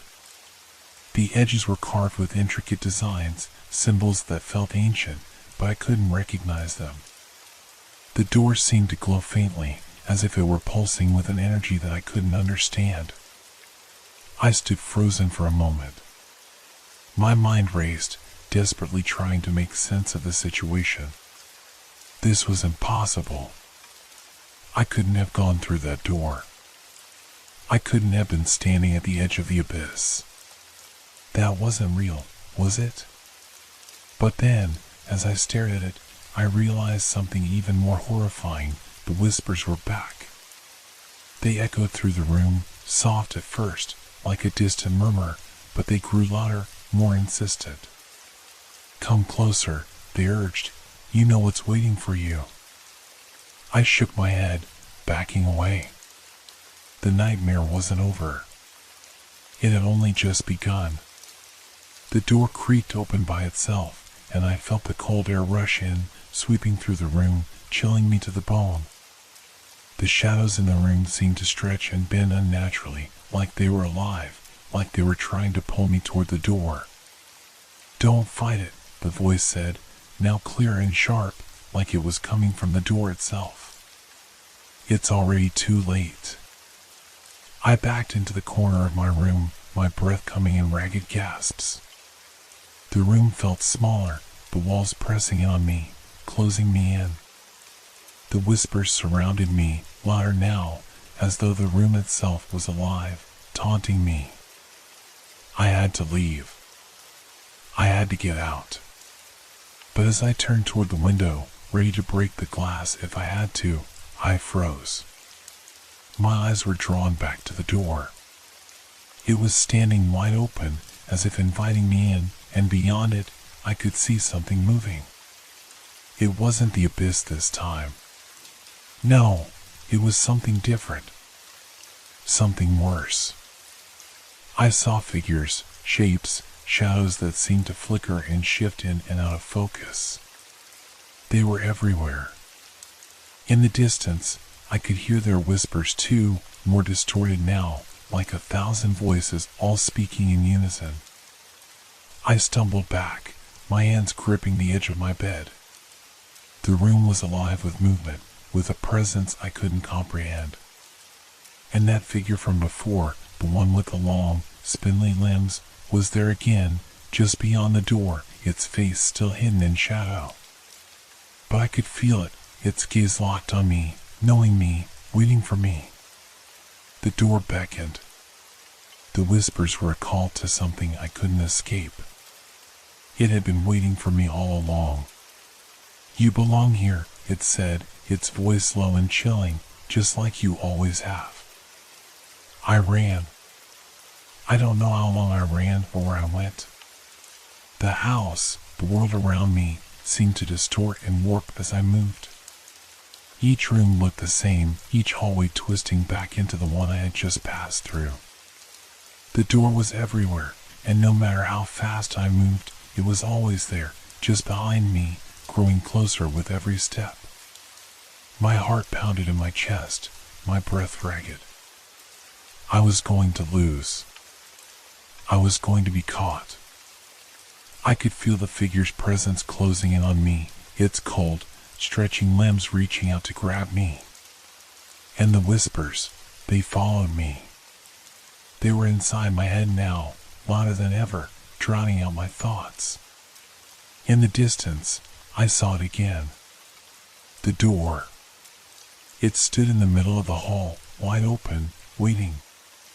But this time, it wasn't just the figure standing behind it. There were more, too many to count, each one more distorted and twisted than the last.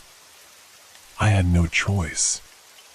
The whispers had already claimed me. The door had always been my path, the only way forward. I couldn't fight it anymore. I walked toward it, my legs heavy, as if the very air was pulling me down. The door seemed to pulse with anticipation, like it knew I was coming. As I crossed the threshold, I felt a coldness envelop me, unlike anything I had ever known. The world beyond it was not like before. There were no cliffs, no abyss. Only the void. And in the distance, I saw the figure. It was standing at the edge of the darkness, staring at me, its long limbs twitching in the shadows. "Welcome home," it whispered. I closed my eyes, and the darkness consumed me. And I realized then, as I surrendered to the void, that I had never truly left. The door had always been here.